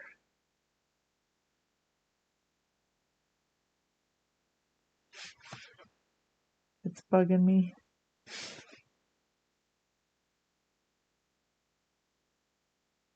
Okay. All right.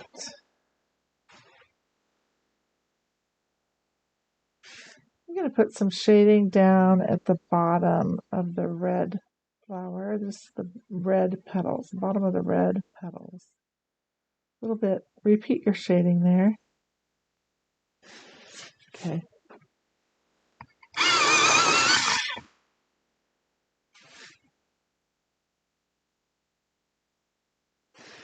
Added a little more to the base of the stem. And let's go back. Let's work on our little ornament. We can add the little hanger.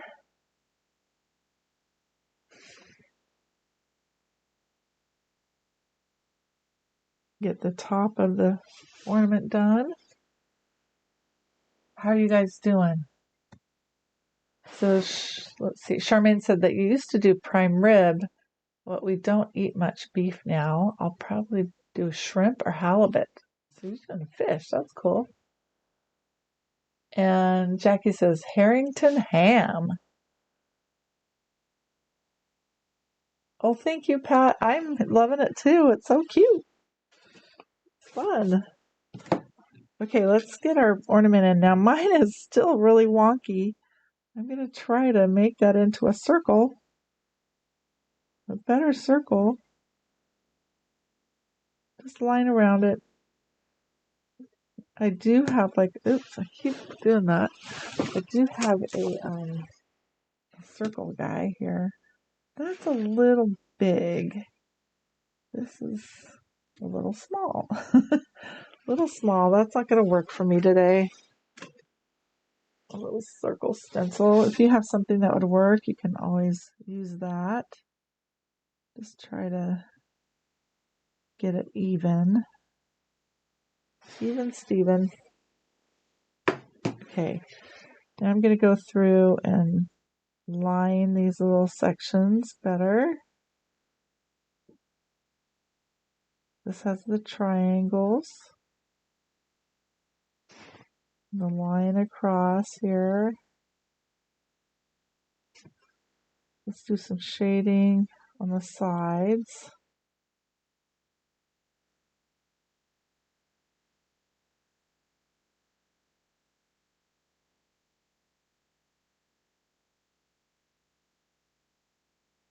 Okay, that's good. We can just make it a little better with our paint.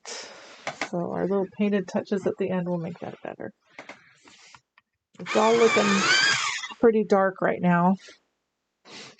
Let's go through and work on repeating some of our shading on our berries. We're just going to reline the bottom. You can kind of bring it up and around the berry a little bit more. And a little bit of shading, not much. You don't want to cover all that pretty red that you put in there, but this just will enhance the berry and make it a little more 3D for you.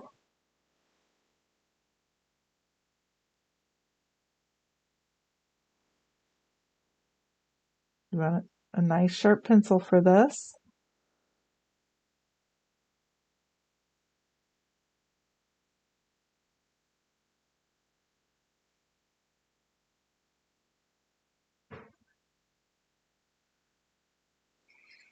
Okay, and then over here, we're going to have a caroling night each year. We have a little, well, we don't have any like food traditions other than sometimes we do turkey, sometimes we do roast beef, sometimes we do ham, just depends. But we're going to have our caroling night here this year, and it's my turn to host. So out of my siblings, we each take a turn and host at our house. And everyone comes and we go caroling. We bring cookies and put them on plates and take them to people in the neighborhood and do some caroling. Well, this year we're going to have a dinner at the house, and everyone's bringing like a side dish, and we're going to do a ham and like scalloped potatoes. So it's going to be a big shindig. How do you say that? Shing, I didn't say it right. It's going to be a big party. It's going to be fun. And I thought it would be fun to do the white elephant gift exchange this year because we usually don't do that. And I think that's a fun tradition. So I told everyone to bring a small gift to add.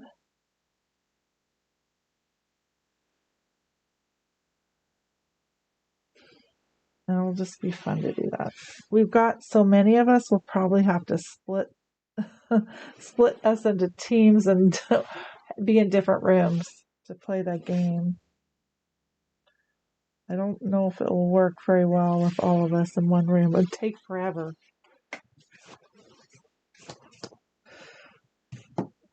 So I'm going to shade a little bit the sides of my stocking just to lose that line there. Kind of, I don't know. I don't like that line there. Bring my shading down a little bit.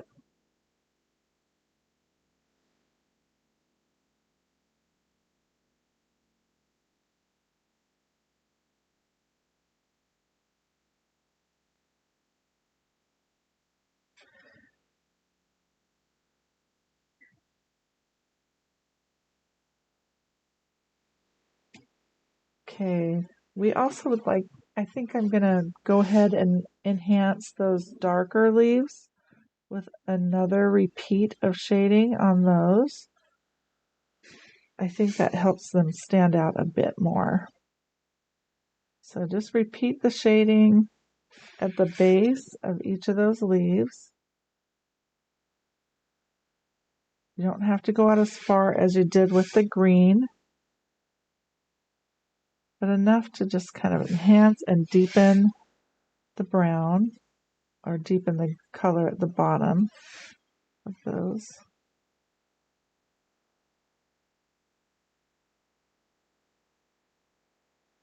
And you might even want to repeat the lining if you are losing that inner vein. Go ahead and repeat that with the brown. I don't think I need to do any more on the light leaves. I think they're good enough. Let's also do a little more shading and lining at the base of our little branches. Just a little bit. Just a touch there. Just the base of those branches. A little more color.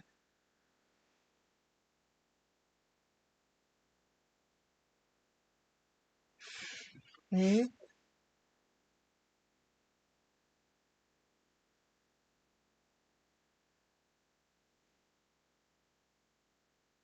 Okay, we're going to need to choose another winner.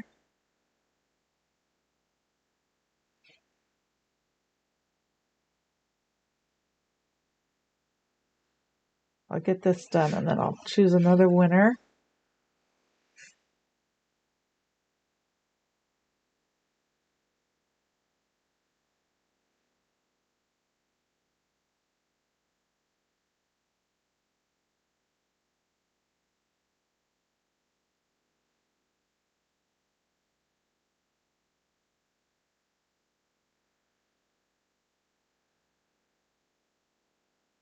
Okay. So yeah, that kind of darkened the area a little bit. Let's bring our zoom in. You can see the whole piece here. Turning out good. Okay, another winner. I gotta think about what the prize is. Okay, it's gonna be handy mixing sticks. Handy mixing sticks. Let's do a random prize here.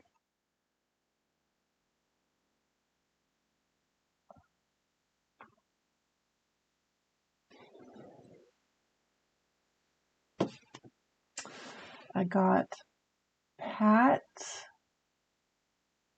Baxter. Pat Baxter, you won some handy mixing sticks.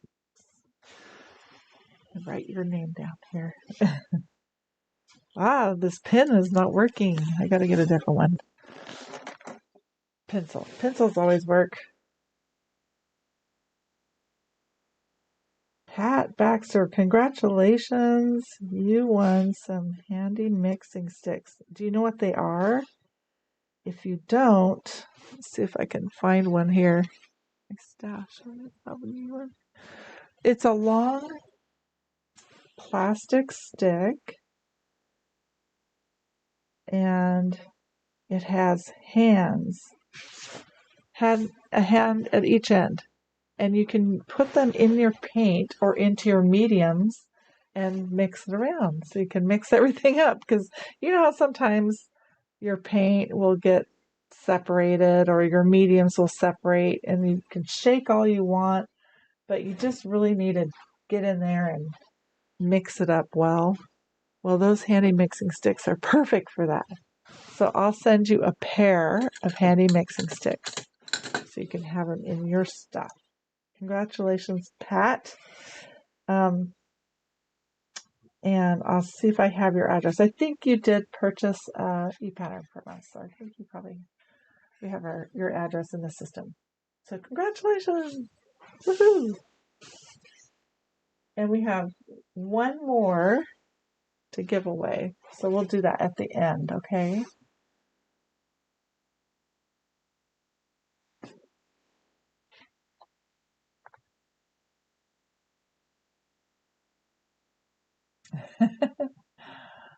Charmaine says, love mine. You're welcome, Pat. Okay. All right. So let's go ahead and put in our painted touches. But before we do that, we got to put the Fax Drying Glaze medium on. You know, if you're with us every session, every countdown day, you're going to learn so much. And you're going to get this to the point where you know what's next. So if you're not familiar with what we do. Okay, you're going to add, I just go ahead and shake it up a little bit, and then fast drying glaze mix, or fast drying glaze medium. Just put in about that much. Teaspoon or so, teaspoon and a half. And you want to make sure everything's erased, that maybe needs to be erased. I do have a little thing right here, and it's not really coming off. So I might have to put a fleck of snow there. Okay, so we're going to take our dry, we need a dry 3/4 inch wash, dip it into our medium, and then lightly pull the medium across your piece. This will set your pencils and your paint together, and it will create a barrier coat so that if you get any smudges, or when you go to add your snow or whatever you do, you can always wipe things off if you don't like it. So just having that barrier coat there, you're going to be careful not to overwork it. Just get it nicely covered with the fast drying glaze medium, and then let it dry. You rinse out your brush, take out the extra moisture off of your brush, and then let it dry, just horizontally sitting down. You never want to let a brush dry like this vertically. You always want to let a brush dry this way. And then that way it just dries better. It doesn't put moisture into the handle of the brush. Okay. So Cordelia says, or Cordy says, Harrington ham comes from Vermont. That sounds amazing. Haven't tried a Harrington ham. It must be amazing. Is it a spiral ham?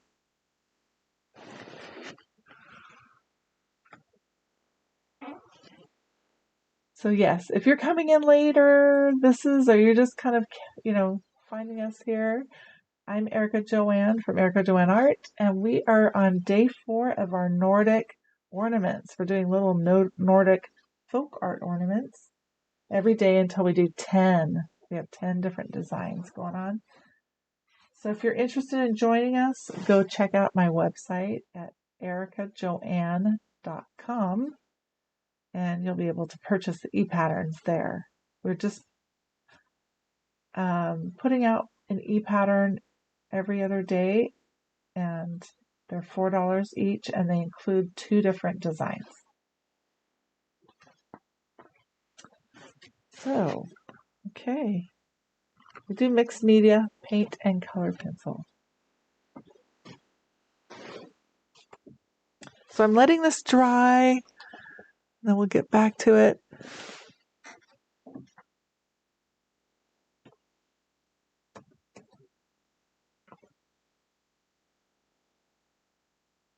Okay.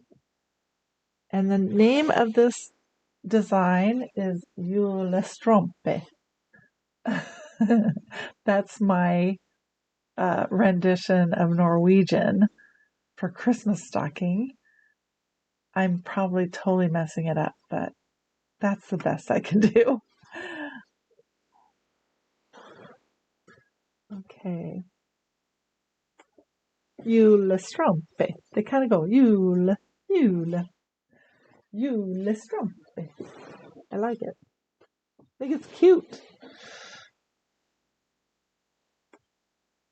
Okay.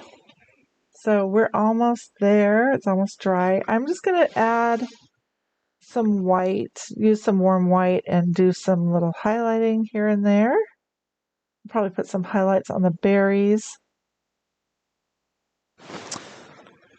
We'll keep it simple. And then also some carbon black. I think I'm going to add carbon black dots.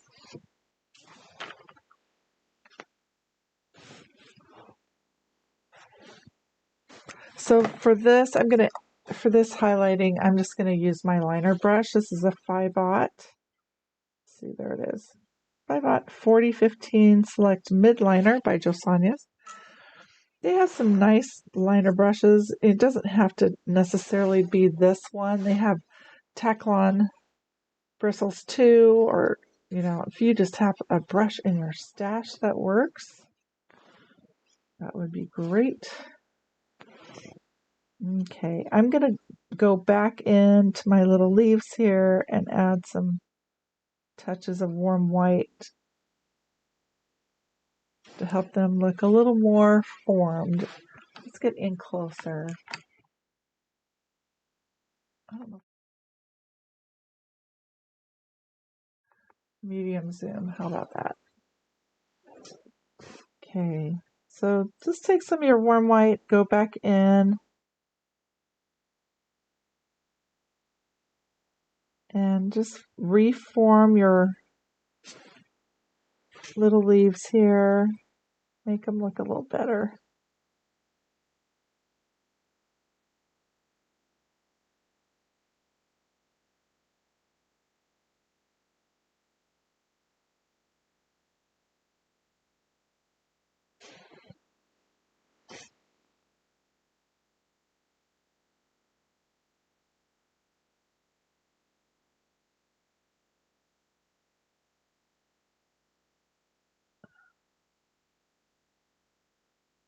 Okay, I'm doing the bottom ones too.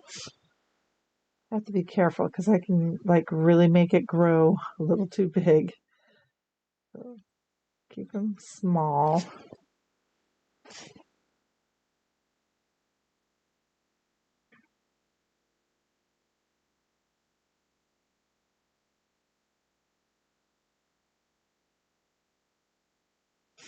There.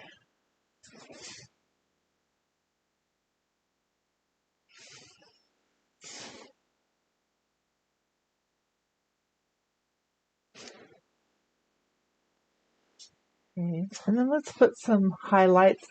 I'm just going to add little strokes to the top of these petals, these yellow petals. Again, I'm kind of reforming them a little bit. Each one, a little bit, little stroke there.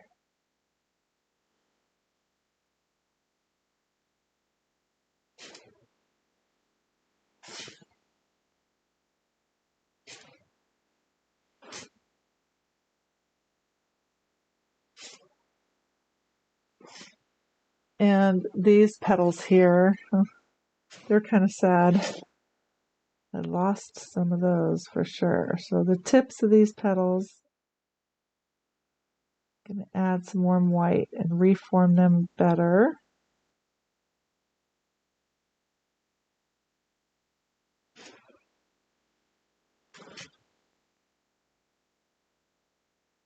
And a second touch just at the tip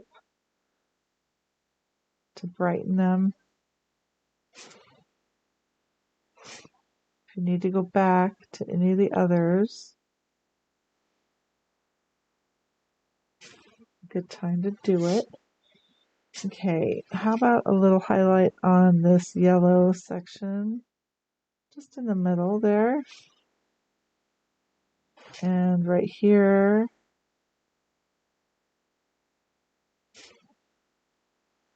and the yellow up here too.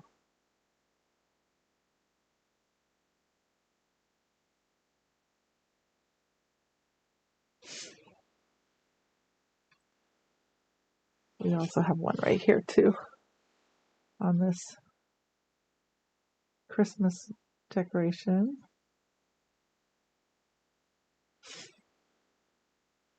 The highlight right here.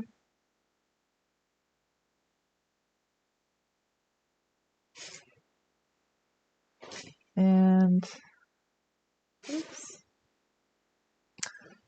hold on, I got a little For some reason, I got a little water droplet. Okay.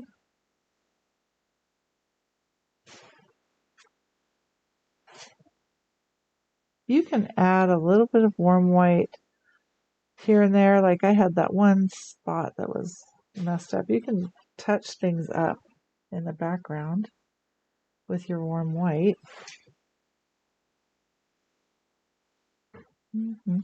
Okay, let's do little dots on our berries. I'm going to use my stylus for that.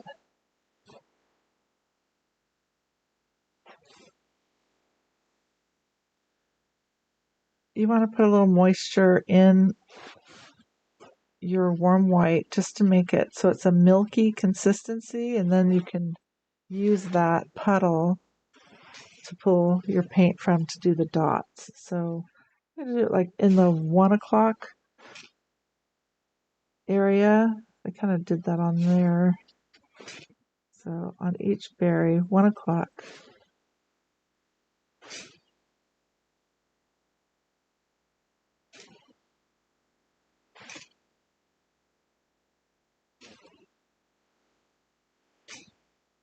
Here.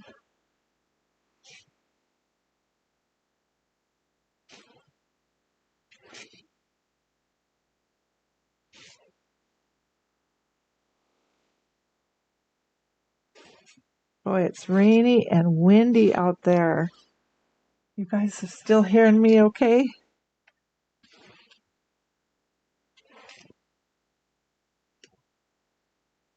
Hopefully we can get this done. Okay. All those are nice and highlighted. They look so good. Now we can do our black. So go back to your black that you had. And I'm just going to take and put some moisture with my black. So I have a little puddle to draw from. And I'm going to go ahead and dot these. Oops, that was a little bit much, I think. It's a good thing we have that barrier coat. Just add dots to the yellow section.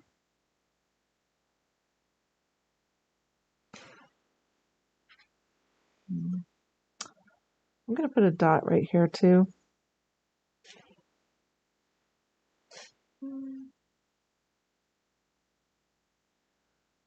There was something else I was going to do. Oh, yeah, there it is, on the leaf. You have 3 dots on the leaf. That really makes it stand out to put the black there.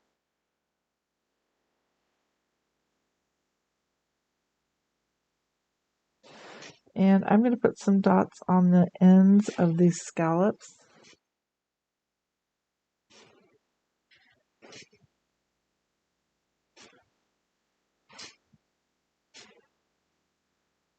And how about the ends of these scallops too?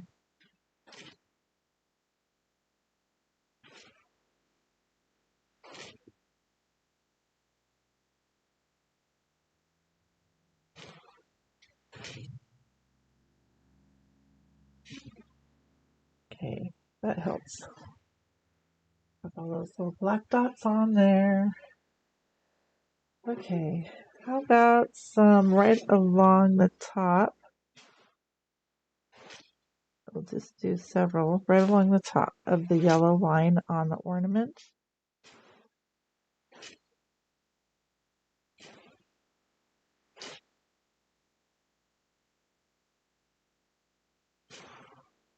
There we go.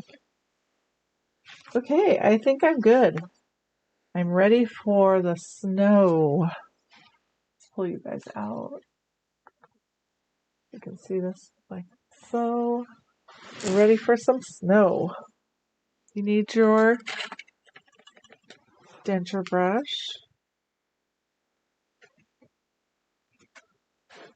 I call it a splatter brush.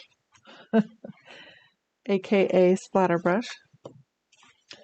And you want a little puddle of warm white. Go ahead and dip your brush into water, take out some extra moisture, and then swirl it, very carefully swirl it in your warm white. And I'm going to let these dry just a little bit more before I splatter, because if I get some splatter I don't like, it's hard to take both off. So it's better to just let this dry. Be patient. I'll look at your comments. Oh, Jackie says she lived in Vermont. Oh, that's cool. No snow to deal with in Georgia. Thank you, Charmaine. I'm glad that you guys can hear me okay. My hair keeps covering up the microphone. I'm not used to having a microphone. Okay.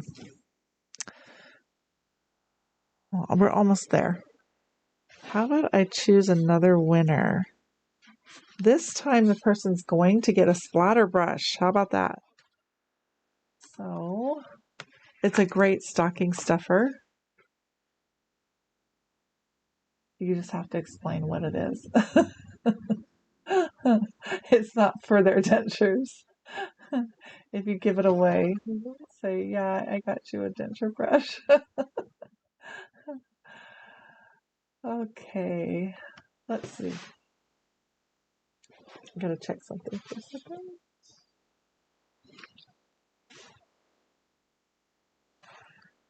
Hey, back and forth. I just kind of scroll back and forth, back and forth. What do we have here?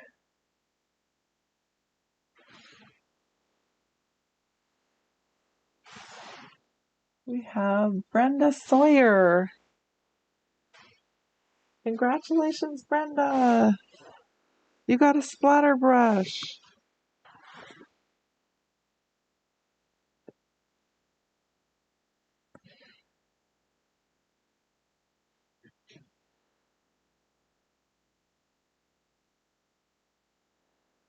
I love my splatter brushes. It's like you need about 3 of them in your stash. If you're like me, you need one in your travel bag. You need one on your main, just in your main studio area or wherever you paint. And then you may need one just in case you lose one of the other ones. Okay. I'm going to go ahead. It's time. Let's do some splattering. Let's get some snow on this puppy. If you go slow, you can control it better. And I got some nice small splatter on there. There's a few larger ones, but I think I'm going to add some big ones. I like my chunky snow, so I'm going to add some larger ones here and there.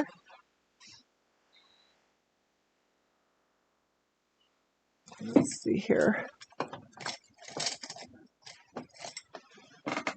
Okay. So I find the no-fail way is to just find a smaller splatter and add a dot to it. It's just easier that way than to try to figure out where to put your dots. If you're wondering, like, oh, I don't know where to put these little flakes of snow, you can just find an existing splatter and make it larger. It's kind of a no-fail way to do it.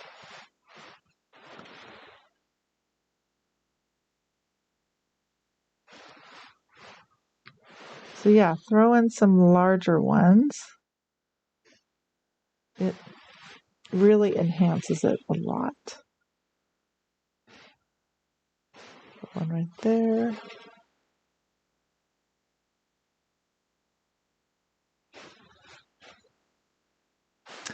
Let's bring you guys in a little closer. Down at the toe here.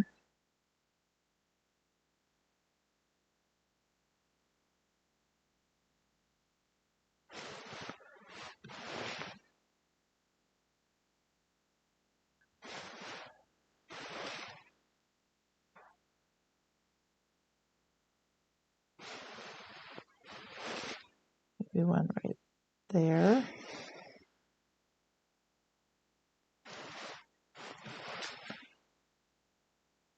I love this part because when you have snow on something, if you had a mistake, you can like easily go in and cover it up and it will just look like it's snowy.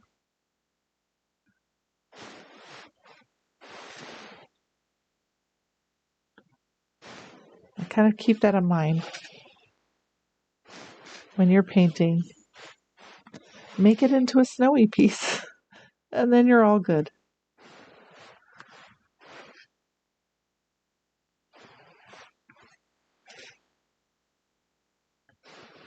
And the snow is always going to show up a little bit more in the darker areas. So try to make sure and put some snow where it's darker.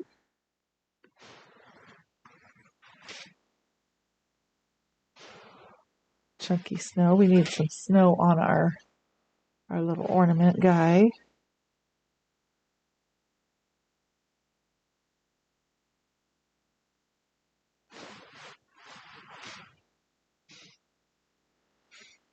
Okay. I think I'm going to take one of those off. I like it made my flower in the middle a little misshapen, so I'm going to take that one off right there.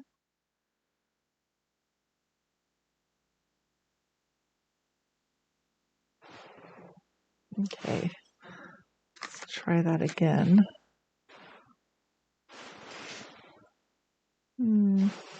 Maybe a smaller one. Nope, that isn't going to work.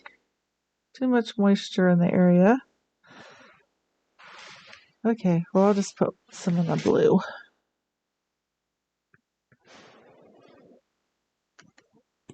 All right.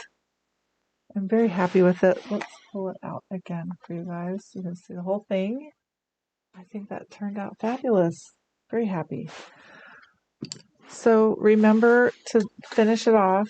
I'm not going to do a gluing demo today, but we'll do another one as we go along. I've already done one or two. I can't remember. We've done a few of them already. So I'm not going to do the gluing demo today, but you can always go back to some of my older videos in this series and go to the end of the video and you can find the gluing demo. Basically, we are gluing this to our wood piece. If you have some in your stash, that's wonderful. I love it when I hear that people are using their stash. Or we do have these ornaments you can purchase from us in our web store. So you would glue that on and then put your jewels on and your ribbon, and we'll finish some off on another day. So I'll show you again how to do that. Do make sure to transfer this section. If you're using my ornaments, transfer this over where you want it to be at the top and then cut it out with an X-Acto knife. I found the best way to do it. Needs a little X-Acto knife helping you out to get that cut out because the watercolor paper is extra thick and it's not easy to just like pop out with your stylus or something. You gotta go ahead and cut it with something sharp. So be very careful. Don't cut yourself. Please, please, please, please, please. Don't do anything like that. Be very careful. But yeah, cut that section out and then you would glue this on. Let it sit until it's nice and solid and dry, and then you can sand off the edges and put your ribbon on. You can varnish your piece. You can put little rhinestones on. You can paint the sides and the back and put a stencil on the back. I always call that my background stencil. Put a background stencil on the back like of a snowflake or some holly leaves. That would be cute if you had a holly leaf stencil. But enjoy. I want to see your pictures. So please post your pictures in our Paint and Pencil with Us group page on Facebook. If you haven't joined it, that's what it's called, Paint and Pencil with Us. It's a group page on Facebook. You got to, enter your information to join. There's just one question, and it's basically, do you want to be on our email list? If you do, put your email here. And then the other question is, will you follow the rules? That's really all there is to it, and then we'll let you in. Yes, please share your ornaments there because I think everyone would love to see what you've done.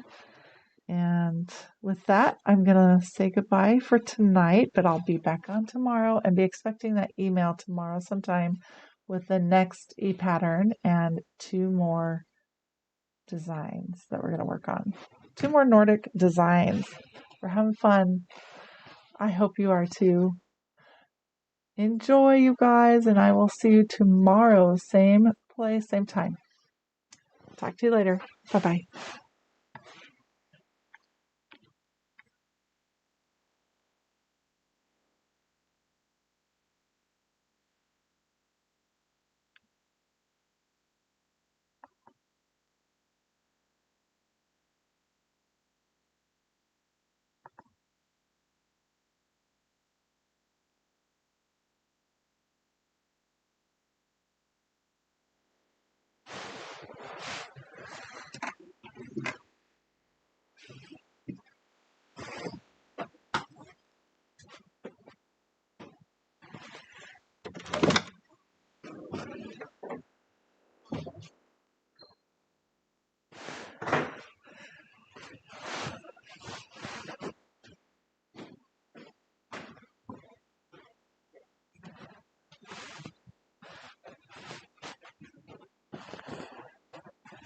Oh, Dale. I don't know how to stop it. You just hit the And also, it doesn't look like it's been recording. Oh, okay. It said start recording, and we didn't ever do that. No, you don't have to do that. Okay.